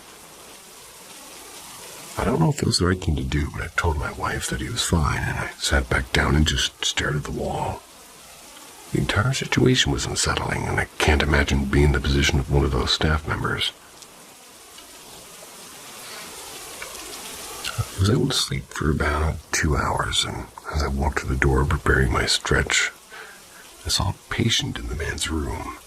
I could tell that he was a patient because he was in the hospital again himself. He turned and exited his room and then walked down the hall.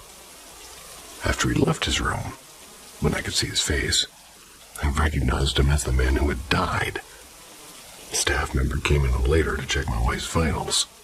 I asked her if anybody was in the next room, and she proceeded to tell me that the patient had passed earlier in the morning. I told her everything, and she believed me. In fact, according to her, it's just part of the job in that section of the hospital. Things like that happen, but you have to keep your head in the right place. I think about this pretty often. As I've stated before, I'm not sold on the typical explanation that a person dies and just becomes a ghost. But there's something more to all of it. I think it bothers me because I doubt I'll ever have the answer. My wife died 1 year after this event. She passed away in the living room of our home, and I moved out the next day. As badly as I wanted to see her again, I didn't want to possibly see her like that. Yeah.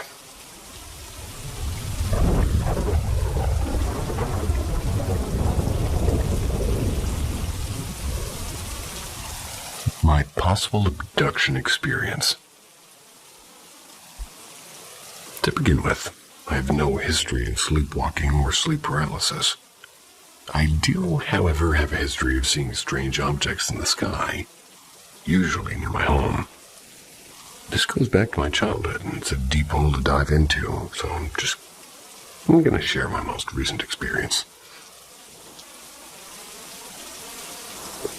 This occurred in 2017, and I live in northwest Alabama, surrounded by fields and wooded forests.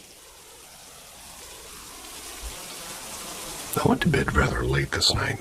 If I recall, it was about 1 in the morning. My wife was still watching a TV show in another room. A few moments after lying down, I began to see a red light illuminating my bedroom window, and I stared at it, trying to think of what it could be. Next, I heard a sound in what I thought was the kitchen. It sounded like a pan hitting the floor or wobbling on its edge. It made a warbling sound. The strange this was, the sound would not stop. Aggravated by the sound, I started to go in to investigate, and I assumed my wife was struggling with something. I raised up, and then I immediately was lifted above the bed, and I can't recall how high above the bed I was, but I can vividly remember the pain I was in. My back was arched in a very painful way. I was attempting to scream for my wife, but I have no voice. I don't know how long it lasted, but I was eventually back in my bed still in pain. When approaching my wife, I was disoriented. I struggled to walk and maintain my balance. Given my childhood, I immediately thought, well, they found me. It had been years since anything had happened. But obviously, I'm scared it'll happen again. And that was 5 years ago, so I'm terrified that it's coming soon. If anybody can help, it'll be greatly appreciated.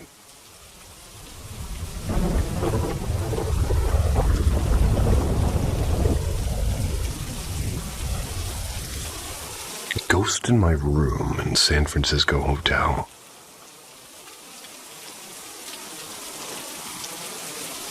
This happened 4 years ago, and to this day it still gives me the creeps because of how intense it was.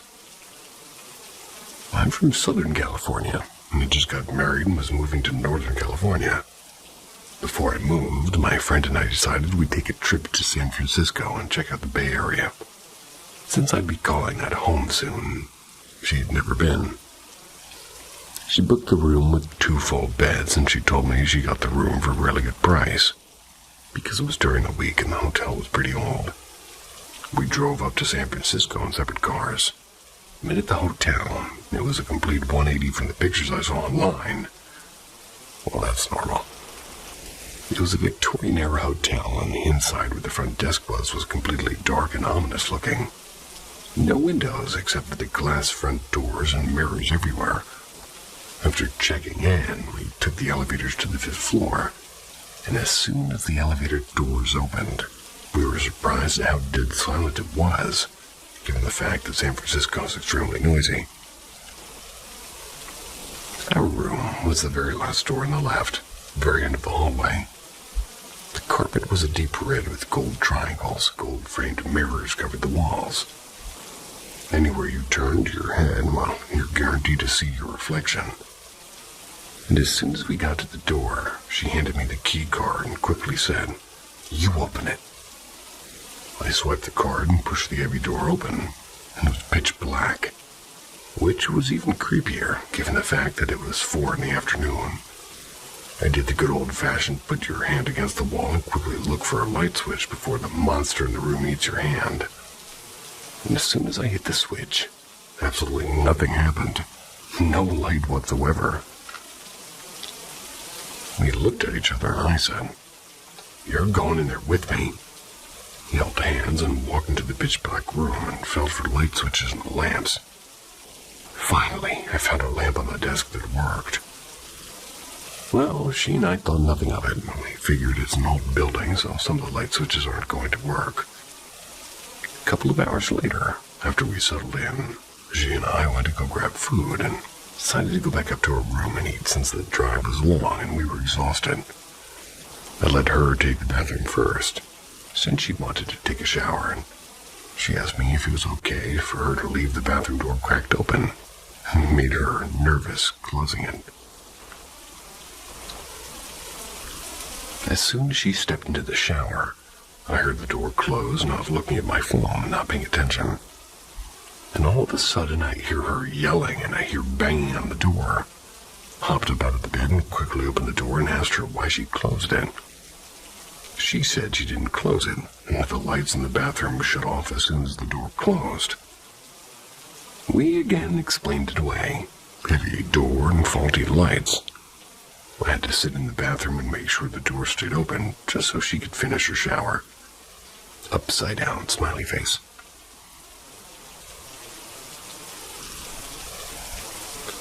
Once we were in bed and ready to go to sleep, we decided we'd leave the TV on, since that was the only good source of light in the room, and it would help us sleep comfortably, hopefully. And I vividly remember having a dream of me walking through San Francisco, but it was clearly a different era. I want to say 60s or 70s. My dream was colorful, and it kind of looked like a poster from a Beatles album. The people in the street looked colorful and happy, and I looked down at my body and I realized it's not my body. I'm in a man's body, Quickly, the colorful streets turned gray. All the people that were colorful and smiling now looked like they were being tortured and in pain. I remember being scared and running away from these people, and I could tell I was panicked, and I was trying to get away from something, and suddenly I woke up and the room was just dark. I thought I was still dreaming for a second, because I knew for a fact we left the TV on. My eyes adjusted to the dark, and I could see my friend sleeping in a full-size bed next to mine. I turned on to my right side, which was the side the only window in our room was facing, and I tried to go back to sleep. And suddenly, the room went cold, so cold that I could feel it on my cheeks. Both cheeks. All four of them. Then I heard heavy footsteps coming from the front doorway toward her bed, and I don't know why, but my first instinct was to pretend I was sleeping, and I quickly shut my eyes and I stayed still. I heard the footsteps come toward my bed, which made me panic a little bit, and my breathing started racing. And then suddenly, I felt a heavy weight on my left side, like sat right beside me, so heavy that my body moved back toward the weight. I was breathing heavy and started stroking my hair, and I didn't feel anything malicious from it, but I was terrified. I remember not being able to say anything for some reason. I couldn't speak and I couldn't even move, and finally, what felt like minutes, I found the strength to sit up and started yelling my friend's name, Jessica, Jessica. She woke up and quickly ran to the desk lamp and turned it on. Told her what happened, and we looked over at the room and checked the door to make sure it was still locked, and ended up sleeping in the same bed for the rest of our stay. After the vacation, I talked to my friend about what happened. He did some research, and turns out the hotel we stayed at was known for being haunted.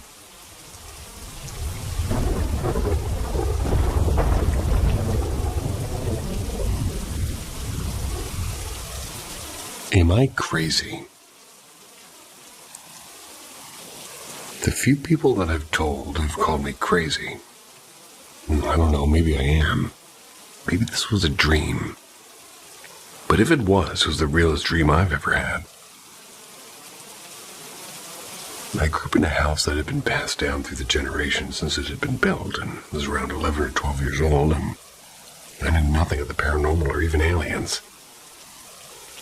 My cousin who was living with us at the time had just moved out and just left me their bed. Their bed was a queen size, so I figured jackpot. I just upgraded my bed and my room. Because I surely wasn't moving that bed to my parents. Surely didn't have time. No, I'd been in that room for a couple of months, and everything was great until this particular night. Nothing out of the ordinary happened that day. It was business as usual. Did my homework, ate dinner, showered in bed, and as I lay there sleeping, I suddenly wake up and I notice I'm on my back. And I'm a side sleeper. I never sleep on my back. I sit up onto my elbows and look at the time. And that's when I notice it. This big, what I can only describe as a hump in the middle of my mattress down by the foot of the bed.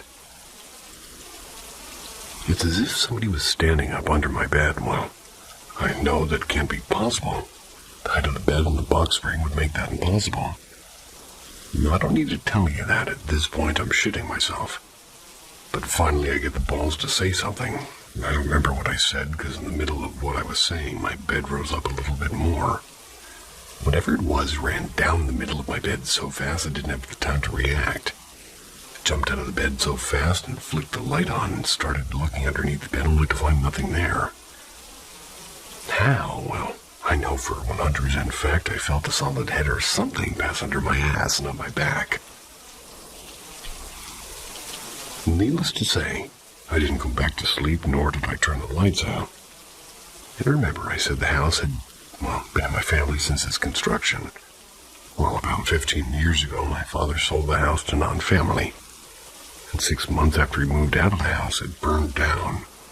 And the fire originated in his old bedroom. Coincidence? Well, I've only told a couple other people this story. They called me crazy, so that's why I don't tell the story. I have other stories, but those are for another day.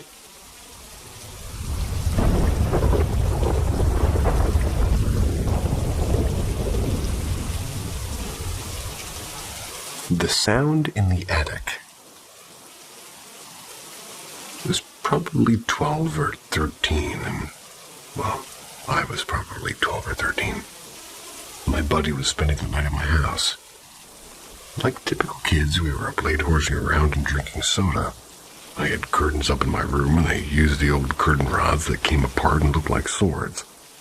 And being typical kids, we looked at each other and yelled, "On guard!" at 2 a.m. As we're in the middle of our sword fight, right above our heads we started to hear creaking, as if somebody was rocking in a rocking chair. And my house was an old house, but it was built in the 40s or 50s, and I forget exactly, but it was old, and chalked it up to the house being old and settling. A few minutes later, we heard it again right above our heads. The slow rocking back and forth type of creaking. We both lowered our swords and looked at each other with a "what the fuck was that" look on our face. I asked, "You heard that, right?" To which he replied, "No shit, I heard it. What the fuck was it?" "Well, I don't know," I said. Being young and fearless, I say, "Let's have a look." We go to the attic door and slowly open it. I go up first, being that it's my house and I knew the layout. I get to the top of the steps and I look down where the sound came from, and there's nothing of the rocking sort, just stacks of dusty boxes. We go down to that end of the attic just to make sure there wasn't a rocking horse or anything there behind the boxes. There was nothing that rocks, and we stood there with that sort of spooked and confused look. I said, "I don't know, dude, but let's get the hell out of here. I'm getting a creepy feeling." And as we started to walk away, we heard the wood floor creak behind us. But this time it wasn't a rocking sound. It was like somebody had just stepped out from behind the boxes. And this time my buddy now in front of me got spooked and bolted down the steps. I, on the other hand, was frozen in fear, and I could feel somebody standing behind me, and the back of me was chilled from head to toe. I don't want to turn around, but I had to really see if something was there. Slowly turned, and there was about 4 feet away, and there was a shadowy figure standing about the same height as me with a human-like shape, and darker than the dark itself. I yelled out, "Oh shit!"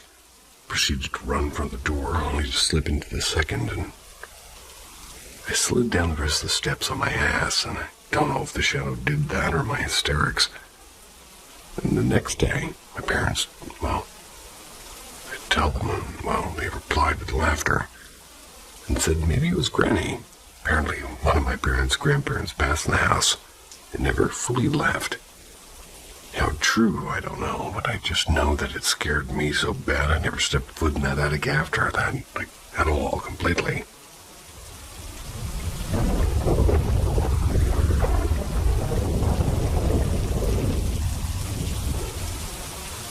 Mystery Storm.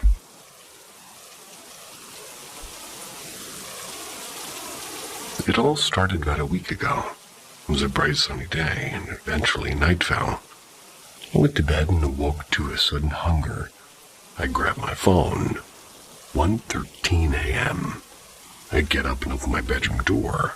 Creak. That's weird. Usually it doesn't creak. But I shrugged it off and continued down the stairs. It was storming and heavy thunder and everything. Open the kitchen window to hear the rain, and I hear a strange buzzing sound, similar to a siren. I shut the window and I see a bag of 5 bread buns at the counter. And I eat one, and yeah, I know I'm weird. I went back toward the stairs and saw what looked like a silhouette standing at the property line through the window. I ignore it, I go back to bed, and I wake that morning and look to see our yard is dry. The pool cover was closed, but it had no water on it. Found this weird, but I figured I was dreaming. This continues 3 more nights. And then on the 5th night, I wake up at 1:13 a.m. storming. Only this time it was storming all day, so it made sense. I go down, same routine, but I notice something. The rain had stopped. With the buzzing, I eat the 5th bun. I go back, no more silhouette, but a very strong uneasy feeling. But like normal, I shrugged it off, went to bed, and tonight, the 6th night, I wake up, same time, same storm, same buzzing. But on my way down, I noticed the family room had one set of lights, which is odd since I made sure to shut them off. I started feeling uneasy, but I needed to eat something. And to my surprise, there was a bag of 5 bread buns on the counter. I looked around and I saw the basement stair lights were on. I went for a split second, but no creak of the creaky stairs as if somebody was there. No shadows from feet. So I told myself the power must have cut out, and one problem, the clocks hadn't changed. The family room lights didn't go off. I started to worry. I looked out of the window toward the pool, and I saw what looked like a person standing next to the slide. I turned to the stairs, and somebody was in the corner. I ignored it and went upstairs, but took one last glance outside and saw it had moved to the property line. Ran up and, well, now here I am writing this. So if I'm dreaming, this wouldn't be the internet when I'm awake, right? Right.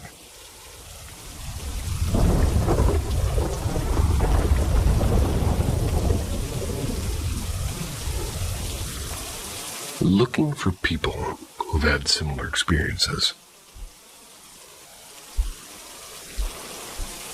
So I've been obsessed with the paranormal since I was about 9 years old, because of a traumatizing and very oppressive presence in my childhood home that left me with a broken understanding of our world as a whole. I have to stress the story I'm going to retell here was not sleep paralysis, nor is it a nightmare or, well, a night terror.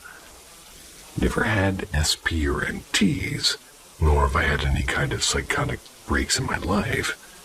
I'm not schizophrenic, or any of the sorts of normal excuses that one might generally see entities like the one I'm describing here. Anyways, here's a copy and pasted version of my experience. I was about 9-ish, and my mom used to let me sleep in her room from time to time, because I was a mama's boy and nobody liked their own rooms in that house for whatever reason. Sleeping anywhere but in a room felt like I was doing something wrong, like there was an unknown, unspoken rule I was breaking. So here I am about 9 or 10 p.m. I'm sent upstairs and I'm told to get ready for bed. So I'm sitting on the top of the sheets, moving them and trying to get it all settled and, well, made, so I can lay under them and put lights off in the bedroom, with the bathroom that also works as the entrance to the bedroom has its lights on. It was never really dark in the room to the point of poor visibility. As I was pulling the blanket and flopping over onto my butt about to lay back against, well, everything went completely still and silent. No electrical hum from the bathroom light. No birds outside. No talking from downstairs, and nothing. No sound at all. As I became aware of this, I looked at the bathroom. A black mass, vaguely in the shape of a human, but a little bit distorted. Covered in a mist thick enough to not show any feet or anything below the waist, began gliding. Not walking, but essentially hovering at ground level into the room. I would say 5 feet or taller. The vantage point was about equal to where this thing's waist would be. And as it strolls in, it moves slowly with intent. But I felt as if it never broke its focus from my own gaze, as if we were staring at each other eye to eye. And as it moved through the room, in the corner of the bedroom was a lazy boy chair that faced the bed. The smoky black being floated through the chair and into the corner and stopped for a moment. Maybe a few seconds, then moved forward through the chair again and slightly closer to me. Still several feet away, but close enough that my mind told me to hide. So out of the blankets I go with just my head poking out enough that I still had this undisturbed view of the intruder. I knew hiding was pointless, but I had no idea what to do. I was petrified in terror at this point. stuck in disbelief that this was really happening. What felt like forever passed with our gazes locked. Although it had no eyes that I could make out, it was essentially a silhouette and I knew it saw me. Then it spoke, and when it spoke, it wasn't as though I was hearing a voice from across the room. It was as if I was hearing it inside my ears. Like if somebody were to talk directly into your ear, but there was no pressure or air or any feeling that somebody was beside me. So it was almost like felt, like what you'd imagine telepathic power would work like if you've ever seen movies or somebody who has that ability. Anyway, what it said was completely unknown to me. It was what sounded like a different language and a different, like pitches all at once. Like if a group of people were sort of reciting the same phrase. Spoke for a few seconds, saying whatever it said, and began gliding back toward the bathroom door. And as it left, all other noise resumed, and I was alone again, and I could feel that it had gone. I didn't move a muscle. I stayed there crying myself to sleep over the next several hours of being alone in that room. When I woke up the next day, I had no idea on how to explain what I just went through.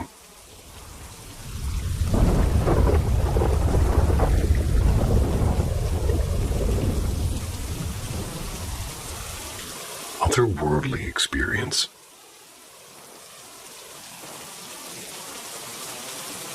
I've been hanging around with somebody on the internet who seems to attract supernatural things, or just happens to live at the very spot where supernatural stuff happens a lot. He's a pretty honest dude and very predictable and dense too. It's fun to have him around. So skipping to the topic. One time, we're having a very serious talk on Discord about how he wants to separate himself from our group in Discord since he doesn't want to be attached with the people there. Only be left alone like how internet friends are usually. I told him that we eventually value him as much as since we've been together for a long time with the other guys on Discord. Want to make things work out with our friendship. We live far from each other, which is why we had these thoughts.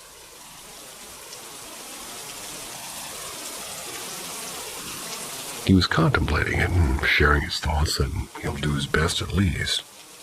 But strangely, while he was speaking, I heard a child giggle very close as if it was speaking through the mic.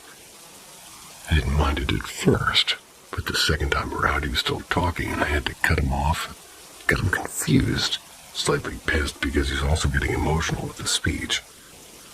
I had to apologize and I asked him if there was a kid nearby. He told me that his room was small and that he was sure that his doors were locked. I told him that I heard a kid's voice giggling at his mic, and it was twice.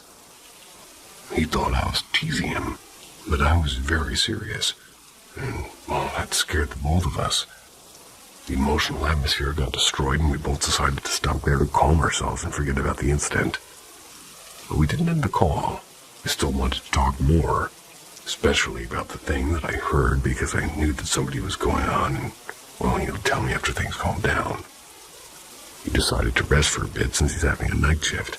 Did some errands for my parents. Well, I did some errands for my parents. Not him. A half hour passed and I came back and the call didn't disconnect. I put my headphones back and decided to scroll through some feeds and chats on Twitter since I didn't want to wake the guy up. And while scrolling, I heard a soft whisper under the mic. It was a woman's voice this time, and I was calling my friend's actual name. And my friend has two names since he's half Japanese and half Malaysian. We'd usually use his Japanese name if we want to call him out, but we never tried calling him using his Muslim name since Malaysia is a Muslim country.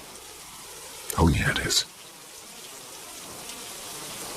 Since we thought that we were not close enough yet to call him his Muslim name, we first thought that it was either his sister or his mother.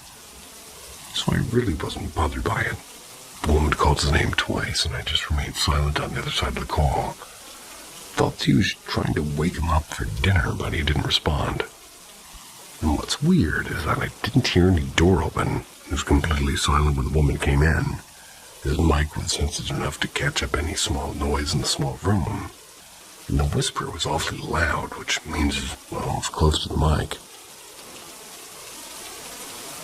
A few minutes had passed after the whisper, and I decided to call him on his Discord name because I'm used to calling him that. I heard shuffling in the background, which means he had his headset on and woke up, and I told him that somebody was trying to wake him up in a soft voice. I assumed that it was either his mom or his sister. He, once again, well, he assumed that it was either, like, the room being locked, and anybody who wants to wake him up, they have to knock on the door aggressively. Of course, I already knew somehow and expected that it was the same thing that happened earlier that day. He soon told me about why things like that happened a lot, because according to the shaman that came to visit their home from Indonesia, they said that their home is a portal to the other world, and it gives off a very high energy caused by spirits, or what they call jinns. Made sense to him, and he said because there's a lot more intense experience he had when he was young, and his whole family knows that as well. Something like this is very common for them nowadays, but that doesn't mean they keep adapting to it. Some of the family, including him, got a whiff of high energy, especially him, which is why things like that happen often around him.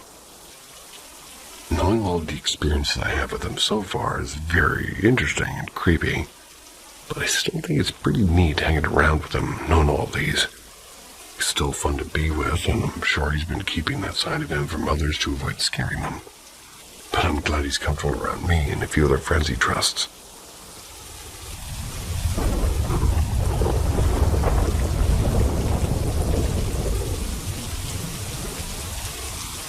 A deer-like apparition behind my house. This story takes place in Oklahoma County, Oklahoma, May of 2019. And for the story to make sense, I'm going to describe my land's layout. Our house is on 5 acres, and I have neighbors on the left and right with the same acreage.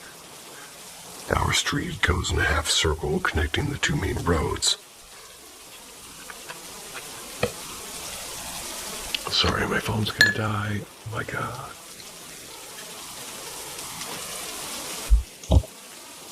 Our God, whatever. There we go. My mom and I like to walk after dinner with our black lab and my small brown chihuahua. I gave their color and what kind of dog they are because what we saw was not anything like our dogs. It was pitch black outside by the time we finished dinner. Decided to go walk. Since it was hot during the day, being summertime, and my mom hates going out in the heat, it was probably 11 at night by the time we got the dogs and headed to the gate to go to the road. We did not carry flashlights, and we liked to let our eyes adjust to the dark, enjoy the natural nighttime scenery. As we were passing, it was about 10 minutes in, we were passing the back field of our neighbor's house. We saw something walking across the field to our right, then cross the road we were on, going to the tree line to the left. What ran past us was almost a translucent white figure that was walking on 2 legs. The 7-foot-tall figure can only be described to be a deer, but running on only its back legs. Me and my mom just both paused in our tracks, looking at this deer-like apparition with huge antlers walking across the road in front of us. It did not seem to acknowledge us, though as it walked away from us, disappearing into thin air at the tree line. Our black lab just stopped and stood next to us, seemingly on guard, just watching the figure cross the road in front of us. Once it disappeared, we stood for a good 6 minutes, just watching where it disappeared, making sure it was gone before we booked it back to our field and house. When we got home, I asked my mom what she saw. We both drew it, drawing the exact same white deer standing on its feet with the large antlers. It did not seem to want to harm us, but we were extremely quiet, so I wondered what would happen if we made noise. Now, what we saw, I could only describe it away as being a deer. Though in Oklahoma, white deer is extremely rare. Literally 1 in 30,000 are born white. and they're a walking target to predators, so they don't live long. I say that because for one white deer is exceedingly rare, and seeing one that's 7 feet walking on their back 2 feet is just not possible. We no longer walk the backland, after 9 at least, and we instead drive to the local park and walk that instead. It was so insane to see such a large creature just behind our home. I don't know much about apparitions and what they mean, so if you know anything about a large deer-like creature that stands on its hind legs, then please give me information.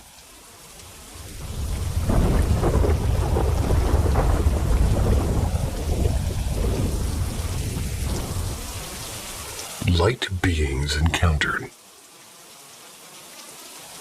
As we're locked down, have a lot of time in our hands, I decided I would try and share some of my personal experiences with the paranormal. I also have decided to share them simply because no matter how good my memory is, some of these events were 5 or 10 years ago. I'd like to have these written down so I don't forget them. I have had various encounters with the paranormal throughout my life. I thought that I'd start with a dream that was more akin to an out-of-body experience. This experience took place in my mid-20s, and I'm 32 now. It had been a thoroughly unremarkable day. I went to work, came back, and chilled out for the evening, as most of us do. But upon going to sleep, however, I found myself to be dreaming lucidly, and had the most intense feeling of fear come over me. Very hard to articulate my actual state of being, but it felt like I was disconnected in some way. I was in some kind of a room with a grayish metallic wall and floor. I was surrounded by humanoid beings, made out of what appeared to be translucent light. To put it mildly, I started panicking. One of the beings actually started speaking and said, "You're not alone," in an attempt to placate me, I would assume. Well, this didn't work. I shouted back, "Yes, I am, I'm alone." And these exchanges went back and forth, and I felt a deep rage building inside me. Pretty much screamed out, and absolute blinding light enveloped me, and everything around me, and I woke up completely dumbfounded.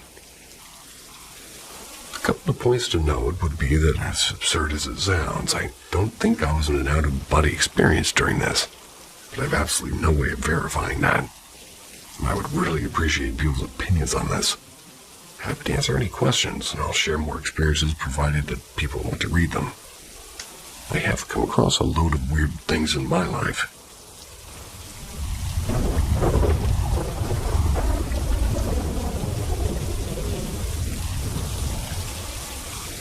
Watching me sleep. I was house/dog sitting for some friends, and whenever I house sit for them, I never sleep well. I figure it's because of the type of bed, and it's a new environment, and because I'm not used to sleeping with a dog on a bed. About a month ago, when I house sat for them, by the second day I was running on maybe 3 cumulative hours of sleep. I got back after board game night at another friend's house. It was around 9:30. I wasn't even close to tired, but I knew I needed to sleep. So I cut up on the couch with the dog and put in a mindless movie. And after a while, I would start nodding off, but then my mind and body would jolt me awake like I wasn't even half to sleep. Like I needed to stay alert for some reason. Finally, around 10:45, I fell asleep. And after sleeping for a bit, I woke up super groggy and looked at my phone. It was only 11:50. For context, the style of the house I was watching is super open. A bunch of big windows and 2 sets of sliding glass doors. After I checked my phone, I looked up to see if the movie I'd been watching was over. When I looked up, I saw a man looking at me through the window on the right side of the TV. I immediately covered my head with a blanket.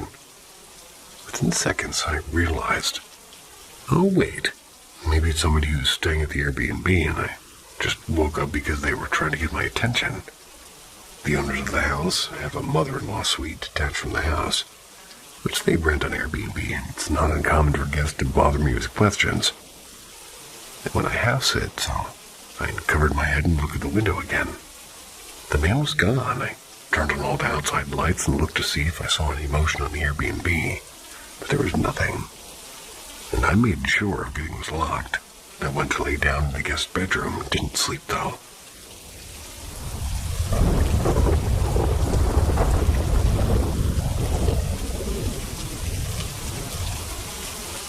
My experience in a haunted apartment.